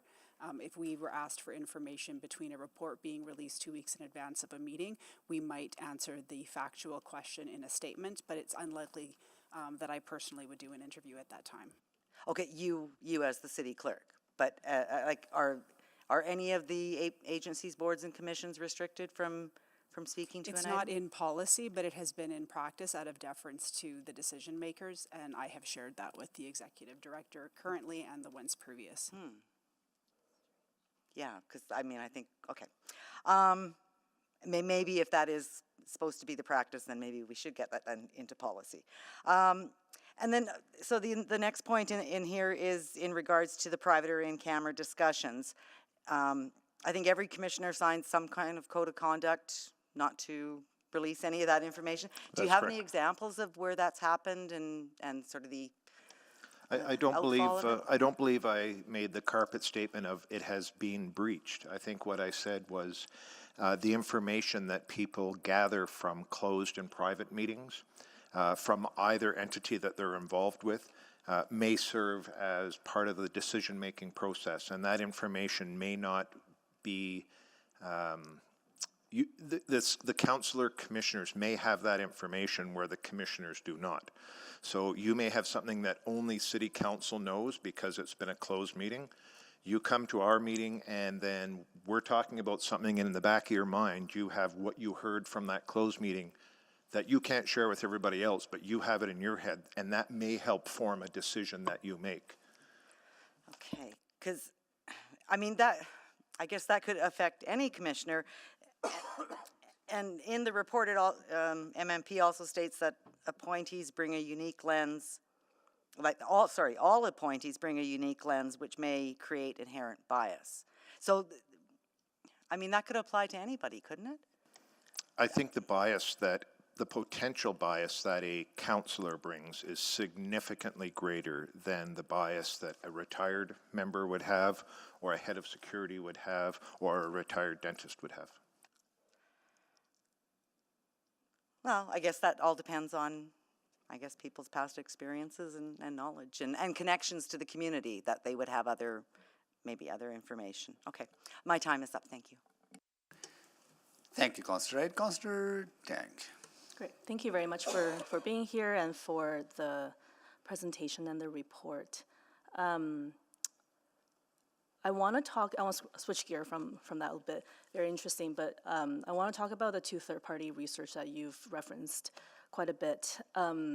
So for the MMP report, I guess I'm curious because I'm looking at the methodology here, and it's primarily based on internal engagement, 15 interviews with commissioners, police chief, EPS senior staff, and commission staff, and then jurisdictional scan, and looking at other municipalities.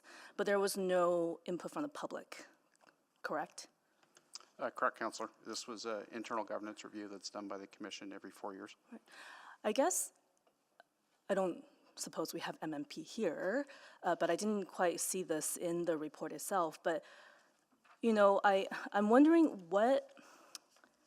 did MMP talk about, what is the risk to the city when when you're recommending things that moves to a new structure, new governance structure, that is not yet tested anywhere else in Canada, and that's based on internal research? I think the risk is minimal.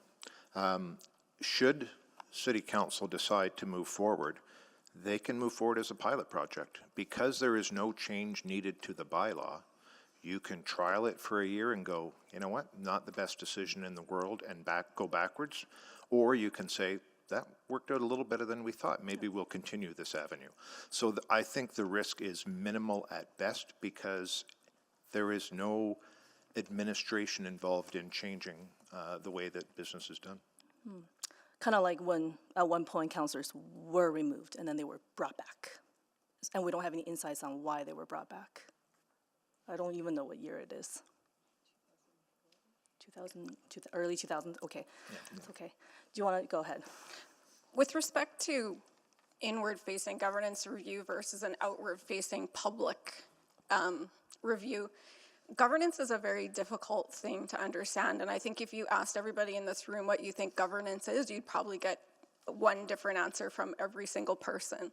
So I appreciate that public has input into this, but I think asking a technical question such as, do you think councillors should be on commission with respect to the governance model, then I think that's a bit of a difficult question. Yeah. There's probably a better way to get public opinion than through a governance review. Yeah. Perhaps it's a different forum or a different place. I probably wouldn't word the question like that to the public, but point taken. And then for the other report on Safer for All, does the commission periodically review Safer for All and all its recommendations? Yeah, so I do. Great. But I also understand, based on work with city administration in the past, that it was rolled up into our broader community safety and well-being plan and strategy that we came here and presented on with your city administration. I think it was early 2023. And those actions are being advanced through that plan. Yeah, there are 14 recommendations and altogether 50 sub-recommendations. There's different parties that's responsible for different things. And obviously, you're not responsible for all of them. I think I'm having a hard time having this one taken out on its own without seeing what's the progress made on the rest of the system. So our MMP governance report is on our website. And Sorry, I'm talking about Safer for All. But anyways, so I don't know if administration has any kind of insights on that in terms of, city administration, are we advancing those 50 sub-recommendations, and where are we at with those? Or maybe that was rhetorical. I don't know. That's okay. All right. Anyways, those are all my questions. Thank you. Thank you, Councillor Hamilton. Thank you. I'm glad Councillor Tang brought up the Safer for All report because similar to you, Chair McDougall, I had a recollection that this has been going on for almost 3 decades at this point, and if I might be incorrect that there was a bit of a tricky relationship between council, the commission, and the service back in the early 2000s that sort of resulted in councillors going back on the commission to kind of pull that body in closer. But that's, I mean, we're talking 20 years ago at this point. But I think what was interesting, because I remember dealing with this at council in early 2018, thereabouts, and it was a similar discussion at that time. But what was interesting about the Safer for All recommendation was, in fact, that it was, you have the opportunity to broaden community representation, and well, they made the argument that councillors, any elected official, I should say, let's disembody this from council as a governing body, but that any elected official had a somewhat amplified voice, and that the role of, or that there was an opportunity on the commission to amplify voices that didn't have that sort of inherent power, correct? That's correct. Yeah, so that I found interesting at the time, and I think council did not choose to pursue that. When you brought this recommendation forward, and this echoes Councillor Knack's question a bit, you're asking for a decision, but you're not asking for a timeline. And Councillor Rutherford's put the motion on the floor that this might be reconsidered, or that this might be considered, I should say, at a time of reappointment. Would that be an appropriate time to consider that governance model? Again, this decision is wholly in council's hand. Yeah. You get to make the decision, you get to set the timeline. I would suspect from a convenience perspective that when appointments are made, that might be the ideal time, but again, that's not my wheelhouse. We bring this information to help ensure that council has the information they need to make that decision one way or the other. And I'll come to you in a second, Ms. Lambert. And as I recall in the 2018 sort of discussion, it was modeled similarly. This is a recommendation that's come out of this governance review. Is that, I'm going to look at Mr. Barker, is that sort of your understanding? Or actually, Ms. Riddell, you were around at that time. That's correct. That's correct, Yeah, Councillor. it was always kind of, and I think it was spicy then, if somewhat a truncated conversation. Ms. Lambert, I do have a question directly to you, but you wanted to say something. I was just going to say that you're going through the recruitment process right now for new commissioners. Yeah. So that could be tagging into that that timeline as well. And you do it yearly, so as well. Yeah. And that's helpful context, sort of why this is burbling up now. I think that governance review was completed well over a year ago, so this is sort of an overdue conversation. My question to you, Ms. Lambert, and it puts you in a bit of an awkward position, but there's also a distinction, I think, that's being made here between elected officials and political appointments. And elected officials can be political appointments, but so too can non-elected officials, right?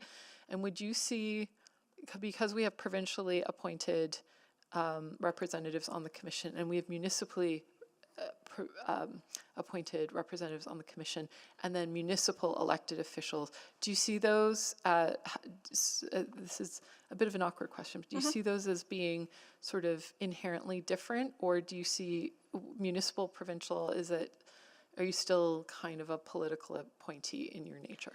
I don't feel like I'm a political appointee. I was appointed by council based on a presentation that I gave and questions that I answered and my background knowledge and experience.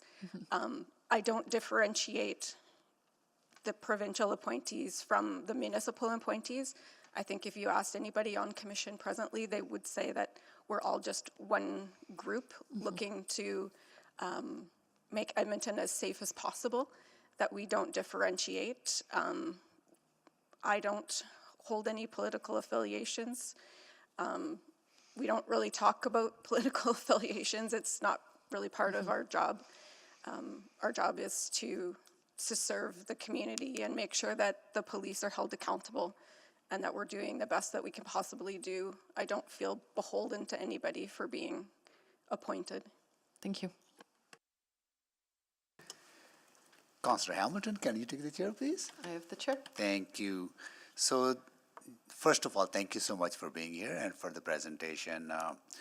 On the engagement for the MNP to come to this conclusion, were there engagement with the council members who were currently on commission or have served on commission in the past, right? Or just were internally within commission and EPS? Yes, it was with our current crop of commissioners from last year. Okay, I see. Okay, not the one who might have served in the past. I would have loved to share my perspective because I did sit on commission for 3 years, right? And I have kind of conflicted feelings about this, right? So sometimes I feel yes, there's a role. Sometimes I feel maybe there's not a role, right? So I think okay. On the MNP's recommendation, would this be the appropriate forum to ask questions around the holistic approach to the implementation of the recommendations for the MNP recommendation, or will that opportunity be sometime in the future? Because there are recommendations that I'm interested in asking questions about, particularly the recommendations around expanding public access to meeting procedures, and so would this be the forum, or there will be opportunity in the future for us to ask some of those questions? Well, it's I'll give you I'll walk you through the process. So it is an internal governance review. Yeah. It is provided to the commissioners, with the exception of this one interface that has a decision point with council, for commissioners to direct city administration, EPC administration. The commission has accepted all of the recommendations set out in that MNP report, which was sent to you late last year and is also on our website.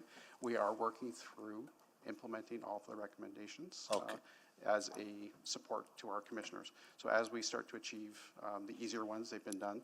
The harder ones, or the ones that take longer, will slowly come to the forefront. As so I can go to commission website and see the status of the implementation. We don't have we haven't put them up in a, what's the word I'm looking for? They're not tracked online on a public-facing dashboard. That's because they are work that we do internally, and we report to the commissioners when they're concluded. Okay.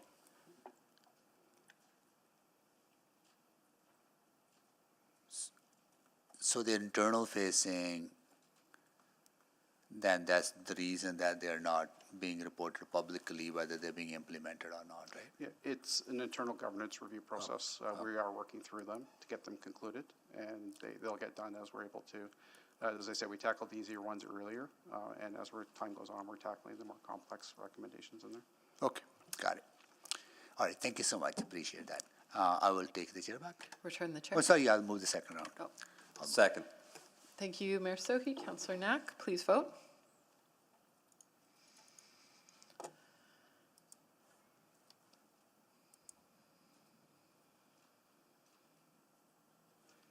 Yes. Thank you, Mayor Sohi. I'm a yes as well. Thank you, Councillor Wright. Councillor Jans?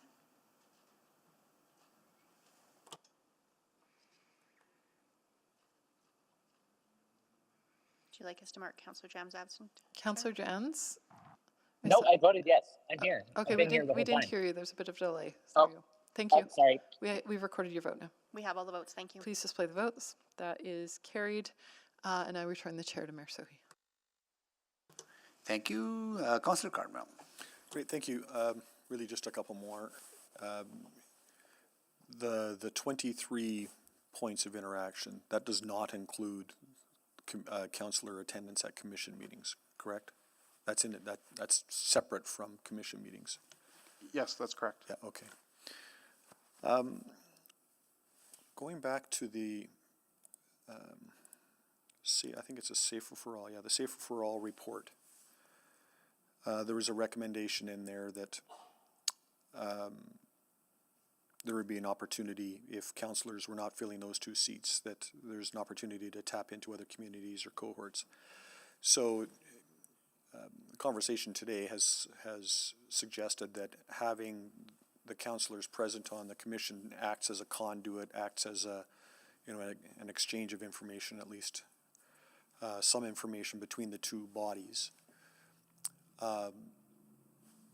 There's the 2 councillors that are appointed, there's the 3 provincial appointees, and then there's 7 that city council appoints.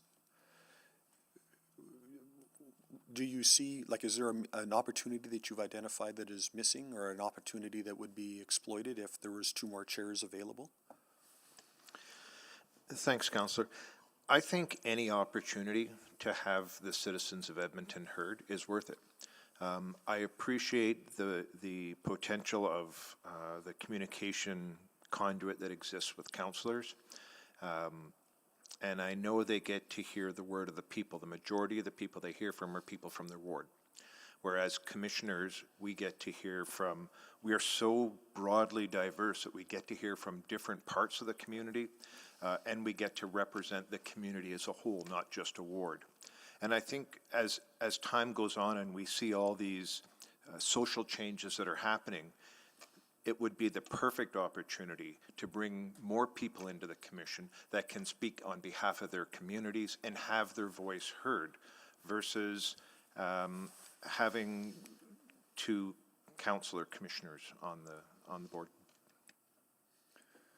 So given that we're in the midst of a recruitment effort, as we do at this time every year, I wonder if there's not something to council considering who applies, who volunteers to be part of the commission, at large, and then perhaps weighs that against the 2 councillors, or having 2 councillors fill those seats. So in other words, if there's maybe it's effectively putting the councillors into that recruitment process and determining who the X number best next people would be to apply to the commission. And again, that is fully within the wheelhouse of council. We brought recommendations for you to help you make those decisions, but how you action your decision is fully within the hands of council. Can you just describe very briefly what the commission's role, or perhaps your role as chair of the commission, is in recruiting for open positions on the commission for the next year? Very little. I recommend, sorry, Matt. The chair's right, but there's also a process that the city administration assists you with. So initially what happens is we have a large document that we keep fresh in our office, which sets out the kinds of skills, the time commitment required for volunteers for the commission. It gets refreshed every year. We then work with our commissioners because they will highlight for you what the gaps are for any given year. It could be IT, it could be human resources, it could be finance. That is provided back through administration to you for your consideration. And then there are other internal processes that are private, where the commission can provide you with thoughts and feedback. And then you are free to accept those feedback or disregard those feedback. Does that speak to overlaps in terms? So we potentially avoid situations where we have a number of commissioners all leaving the commission at the same time, or do we? always hope to do that. It unfortunately never seems to work out well. We always assume that commissioners will stay for 6 years and then sort of do a succession planning based on that presumption. In my 5 years here, there's always been commissioners that have left early, and the succession plan becomes just not realizable. Yeah.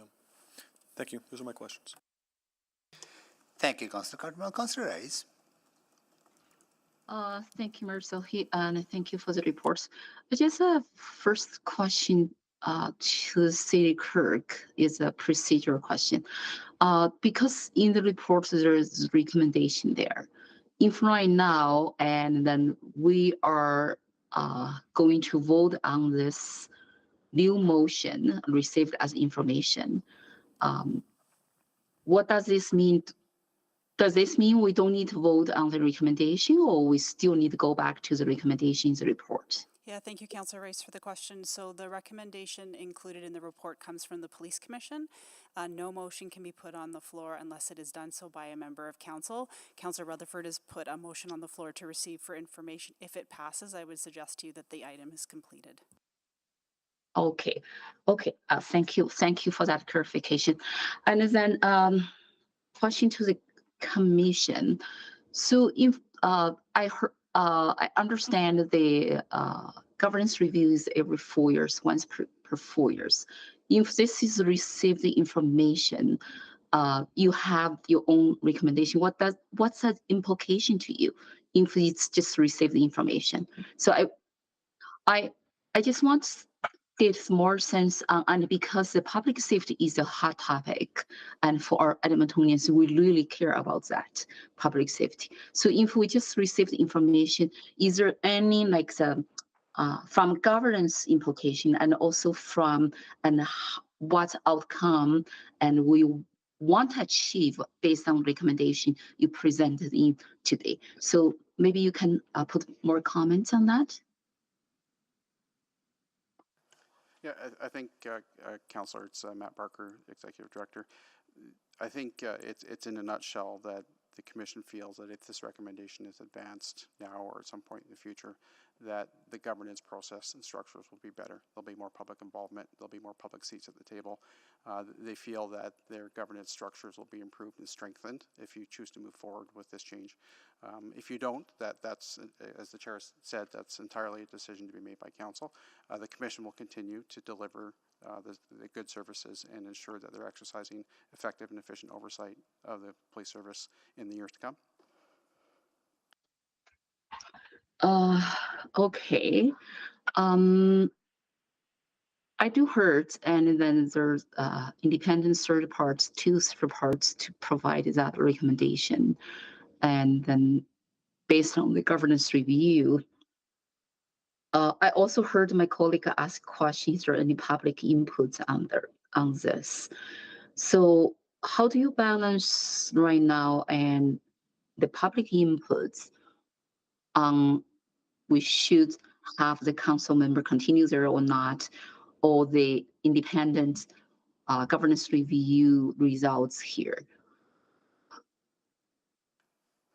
Sorry, Councillor, your question is how does the Commission balance public input received by councillors versus public input received by commissioners?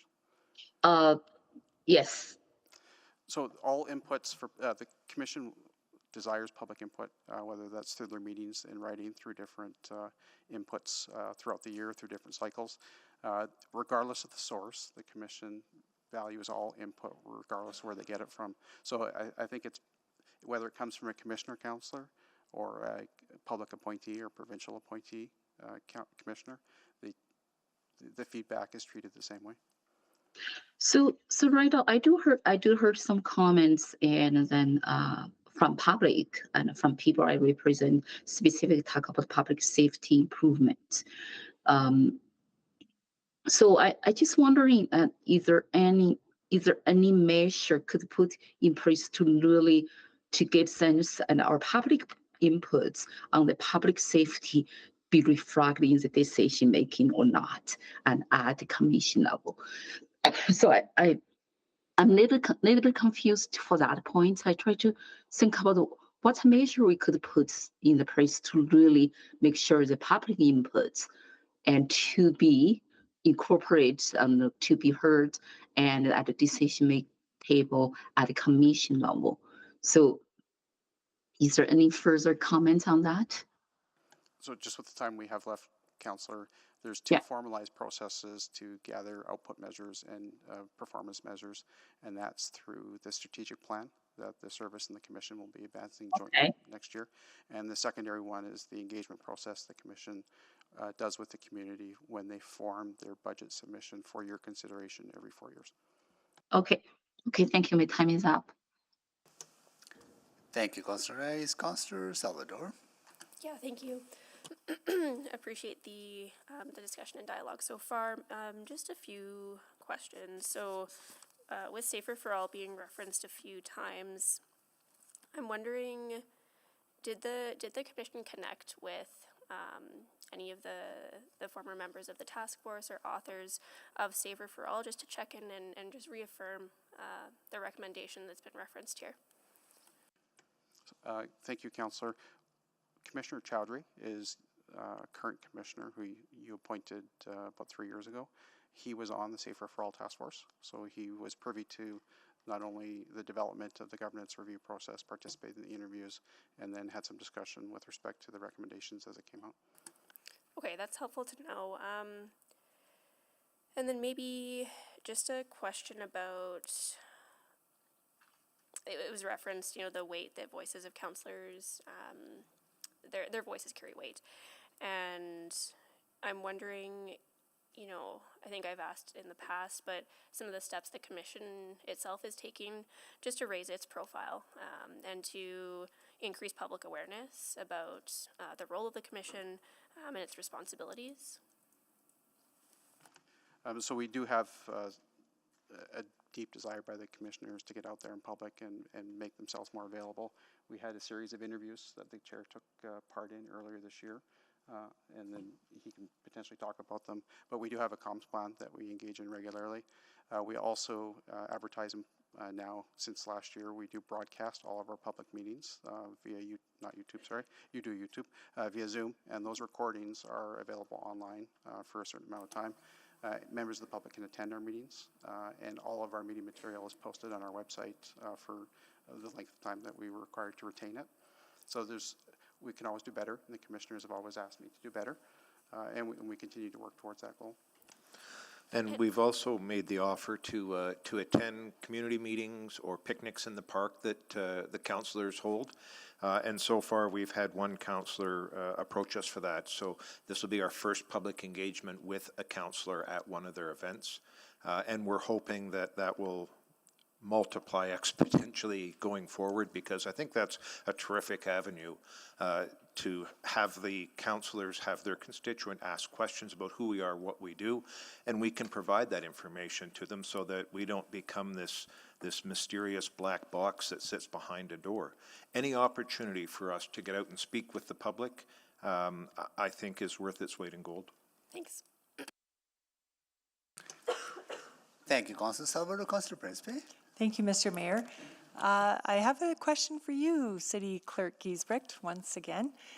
So if we were to vote in favor of the motion that's on the floor, once we do get to the recruitment process, we still would be able to implement the recommendation. So just a friendly reminder, council's already made 2 appointments and those terms have not yet come to a conclusion, but I'll maybe invite Ms. Jacobson to add a bit more color to that. Yes, once council appoints a member to the commission, they can only remove them for cause, so you would need to wait for the current terms to expire. Right. Unless, of course, councillor, they resign. Right. Okay. Yeah, that was the intention. Okay, good. Thank you for that.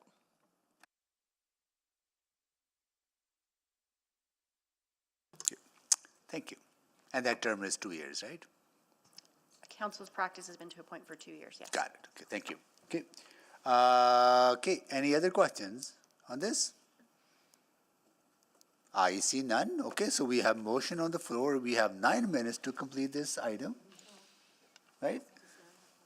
No, sorry. Councillor Paquette, you have questions? Oh, nope, just to speak for about 30 seconds. Okay. We can extend or just to finish. Is that a go ahead? No, just hold, then I'm going to ask council members, if you wish to speak, please sign up now. Then I would know how much time would it take. Otherwise, if, then I want to look, we need to, whether we need to extend the order to finish this item. Oh. I would Well, like I to think speak. we have to extend the order to finish this item. Okay, can we, clerk, can you accommodate that, please? If, Yeah, absolutely. If you would just extend orders to finish this item, say at 5:30, is that amenable? Yeah, up. So moved. Okay, Second. good, okay. All right, so please vote. In favor. Thank you, Councillor Jans.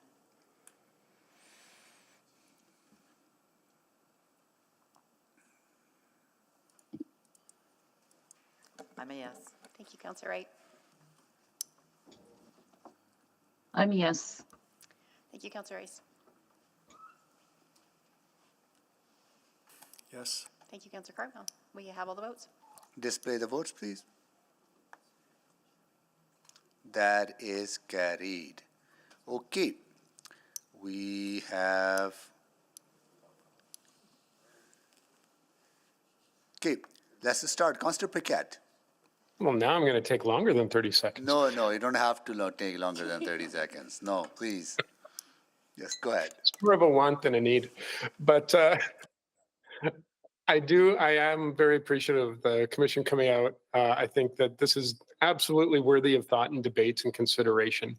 And so I look forward to seeing where this discussion goes. I think at the end of the day, pros and cons are 6-1, half a dozen the other. And, there's there may be some benefit here that sort of tips the scales. And I think we'll discover that in the next little while as we continue this discussion. The ultimate question the public is going to have that we have to answer is, do we have a reasonable level of accountability and representation inherent in the system? And if the answer is yes, to the public satisfaction, then I think we're good to go. And that's it. Thank you, Mr. Mayor. Thank you. Councillor Tang. Oh, that was so fast. I wasn't even ready. Okay. You're very efficient. I can't promise I'm going to be that efficient. Well, first of all, thank you very much for all the work that you've done to the commission on this topic and the internal research you've done, the engagement and the meetings with council members to kind of assess the appetite for it. I know it's a lot of time for our many of our volunteer commissioners and for the staff, so appreciate that. I think at face value, and specifically when I saw the Safer for All report the first time, seeing that recommendation, I think at face value, I think it's actually quite sound. But I do think context matter. So I just want to add some context to my decision today. So I want to focus on those two research reports. I'm not sure if it's very often I see a consulting firm that engages, a handful of highly invested people, I would say, and then proposes a model not in practice anywhere else in Canada on a very consequential recommendation with no public input. And I think we should give the public more credit in having this conversation about governance. After all, many of them were part of a task force that developed the report that landed this place to begin with. And I think transparency is probably key to keep Edmontonians informed and involved and bought in, because without that, I think it's incomplete policy development. The second piece is the Safer for All report. I think it would be a remiss if I did not recall that Safer for All emerged out of George Floyd Black Lives Matter movement in 2020 that demanded greater openness, transparency, and accountability for policing. That ignited a lot of highly intense conversations for sure. The report was published before any amendments to the Police Act that saw provincial overreach with their own appointment of commissioners. Those commissioners have, by and large, been great. And, we have an experienced chair, for example. But as the chair mentioned in the beginning, this isn't personal. But it's about the overall political and social landscape that contextualize these recommendations. I think that's all part of it. And as of today, I don't feel we are where we need to be when it comes to openness, transparency, and accountability. I don't believe that, and I'm happy to challenge, that the Safer for All task force would make the same recommendations given the context of today. So I will be supporting the motion on the table rather than the recommendation in the report. I also try to think about what is the problem we're trying to solve, and I think there's two pieces here. According to Safer for All, ensuring greater community representation, I think that's one problem we're trying to solve. And I think we as an assembly on this side can do a better job, step up, and ensure our appointments are in fact representative. But the second piece, if it's about removing politics from policing, that was emphasized in the MMP report, I don't think removing city councilors would solve this issue. And just to quote a former councilor on Edmonton City Council that saw the reinstatement of councilors back on the commission back in, this is 1998, things are political whether we're there or not, referencing whether we're there during commission meetings or not. And so for me, the greatest uncertainty about this particular proposal is whether the proposed composition change to the police commission will give greater power and voices to our diverse public. And I'm not sure at this point in time that we can say yes to that. It doesn't mean this won't change for me down the road. I'm happy to revisit this conversation again, especially considering any progress we made on other aspects of public safety and policing and community safety and well-being. So I think at this time, I am good with the recommendation on the table. Thank you. Thank you. Councillor Stevenson. Yes, thank you very much. Thanks to everyone for the conversation today. I'll be supporting the motion on the floor, and what I appreciate about it is that it does keep our options open as they currently are in our bylaw. You know, I've been reflecting on the fact that policing is an incredibly important part of Edmontonians' lives, and there is a large part of me that feels that elected representatives should have a strong voice in relation to that. I'm also not convinced that there's an inherent conflict between these two bodies.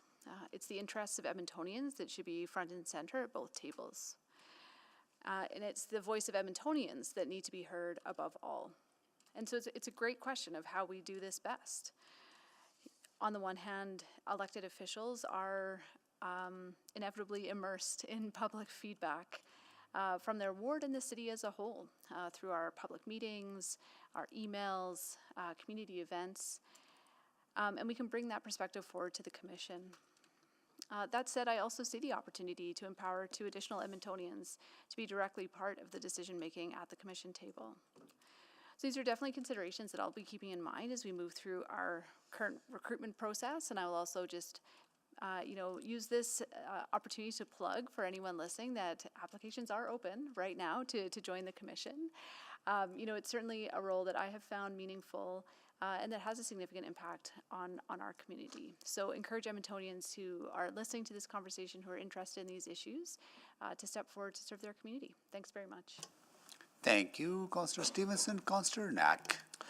Thanks, Mayor Sohi, and thanks for all the comments so far. So, yeah, I think, similar to Councillor Paquette, who started us off, and for myself, I've gone back and forth on this probably a bunch of times over the 11 years or so. I think there's been some good cases why. I've heard from some of the commissioners who are like, yeah, we should be off, and I've heard from some who are like, we shouldn't be off, and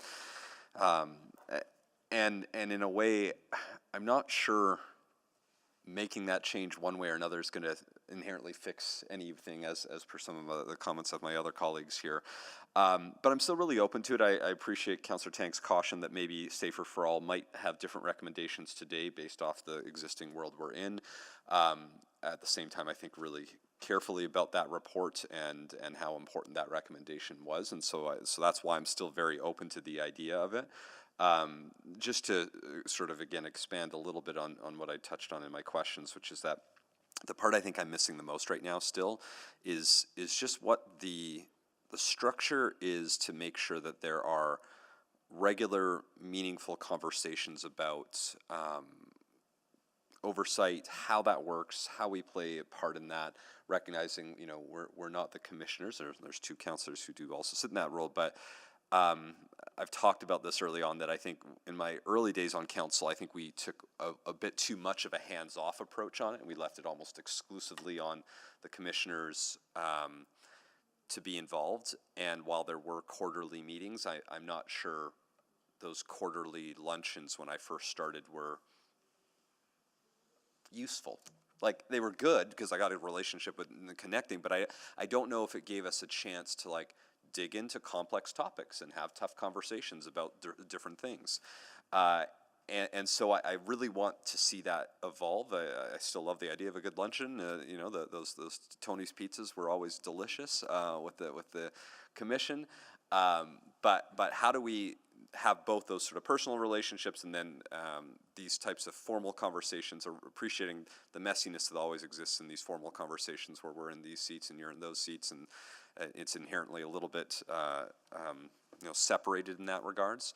I gave the example of the audit as a piece to Councillor Tang's original motion, is that, you know, I think I remember when Councillor Tang had first made that motion, she did it in collaboration with the chair in 2023, and then things changed and things evolved and different people, and I still don't know if I have ever had closure for myself on that. And I don't know if I have a good sense of why we can't do that, or why we shouldn't, or the ins and outs of that. I don't know if I have a good way to tackle, you know, or ask about questions that are of prominent things in the news, although I did have a great conversation with the executive director about a week ago about one of the items that's been getting a lot of attention. But how do we do that more formally as a council to make sure that the public knows we're asking the right questions? And I do go back to that this is our largest budget item, and I feel like I've been a little more hands-off than I probably should for what is our largest budget item, appreciating that the commission's role is ultimately that of oversight, but I have a responsibility to the folks I represent too, and so that's just where my head's at. So very open to the idea of changing it out. You know, we're going through recruitment now. Maybe there's fantastic people, and we say, hey, let's make that change right away. But I hope that before we make that final change, we can create a slightly better structure with how we have that accountability mechanism that I feel like I'm missing right now myself. So I'll support this recommendation. I think it's a good idea, and then hopefully we have a thoughtful conversation in the near future. Thanks. Thank you, Councillor Knack. Councillor Principe. Thank you, Mr. Mayor. Well, once again, I find myself in this predicament where I still have not fully decided how I'm going to vote on this. I'm inclined to vote no to receive this for information, because I'm intrigued and interested in seeing how this would play out and seeing it as a pilot project. Currently, I'm on a committee where council members on the committee do not have voting privilege, nor are they involved in the private matters. So it is equal amongst all of council. And I could see how if we did go along with the recommendation of EPC, I think that it would just be a good learning lesson, I think. I think we could do a pilot project and see how it goes. And maybe how Councillor Cartmell had suggested about weighing out who do we think is going to fill the best. Not saying that our current council colleagues aren't doing a good job. They're doing a great job, I'm sure, because I've joined some of the meetings. I've attended some of the meetings and watched, and I know they're doing a good job. However, just different perspectives, and I think just weighing the actual individuals themselves and what they can bring to the commission might be a better approach. So I might be inclined to vote no on this. Thank you. Thank you, Councillor Principe. Councillor Hamilton, can you take the chair, please? I have the chair. Yeah, I think it was 1998 when council decided to remove council members from the commission. I think it's 2001 when, at the request of the EPC chair, that council members were reinstated back on the commission. So it's been a while since we had this discussion. I think it will be worthwhile dig deeper into some of those reasons and why the system had kind of worked since 2001, right? So, and how other jurisdictions are actually looking at some of the best practices as well, because even within Alberta as well, like what is Calgary doing, others doing, right? So I think it'll be good. But I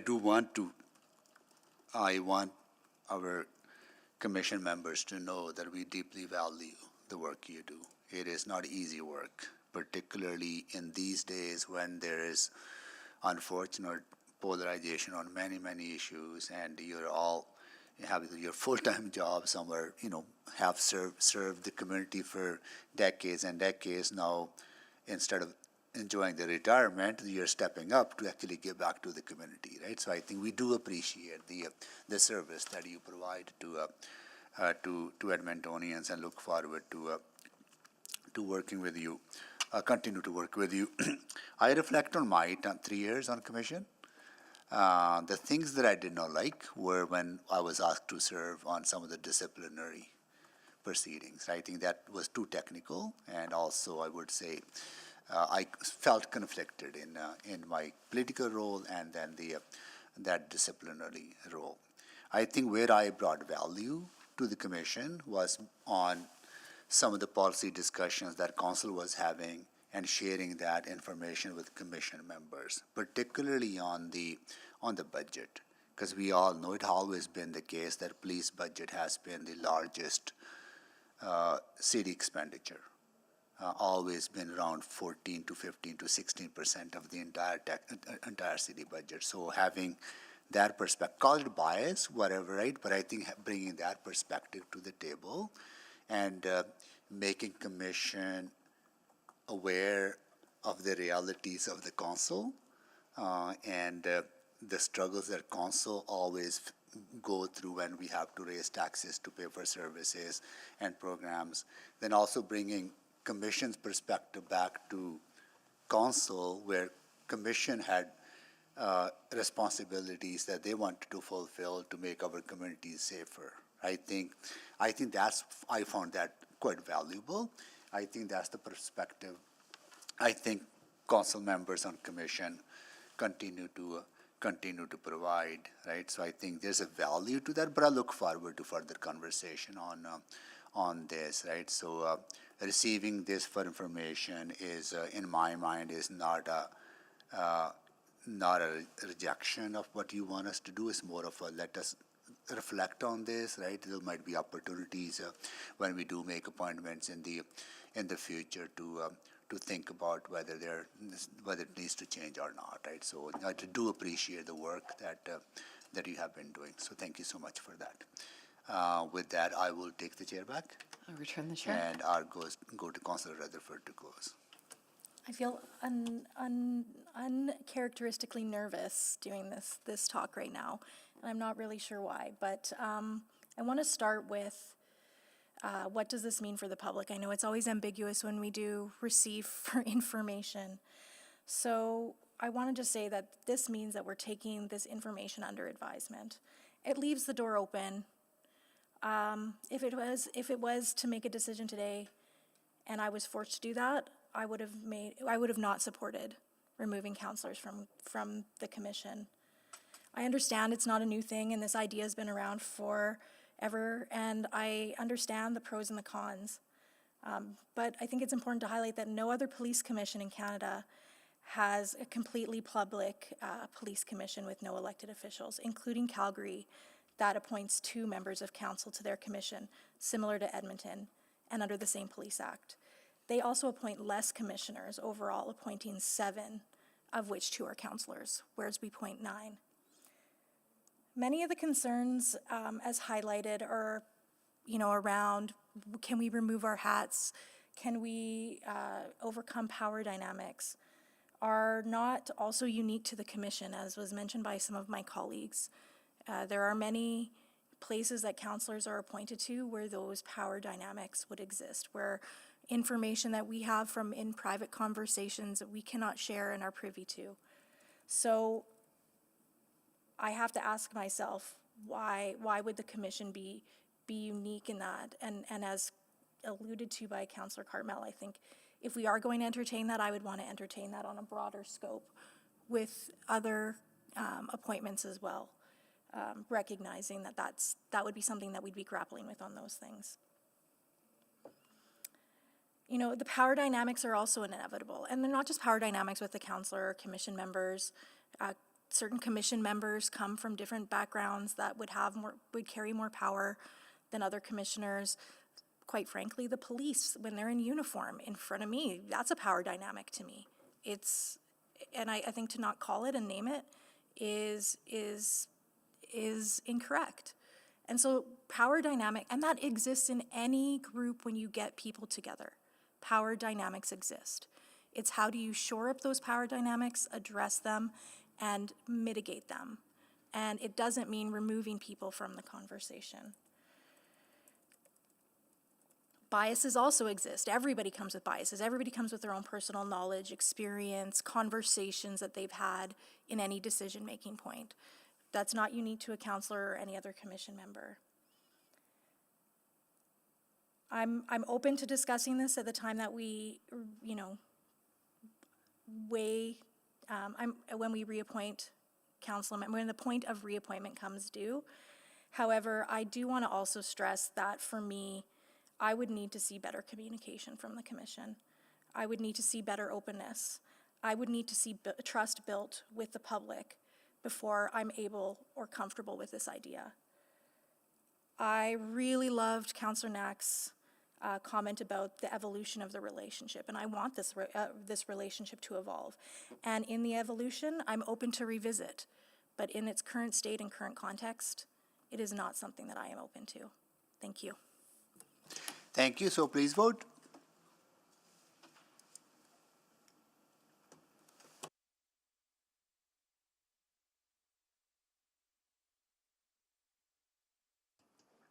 We're just sending the vote out. Just give us a moment.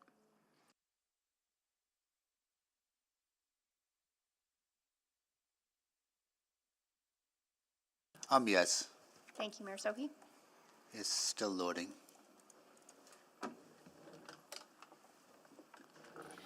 Mine is loading too. I'm a yes. Thank you, Councillor Jans. Yes. Thank you, Councillor Rutherford. We have all the votes.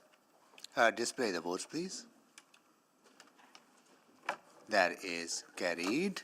Okay, so we have concluded this item. We will start tomorrow at 9:30. Until then, we are on recess. Thank you, Mayor, Council.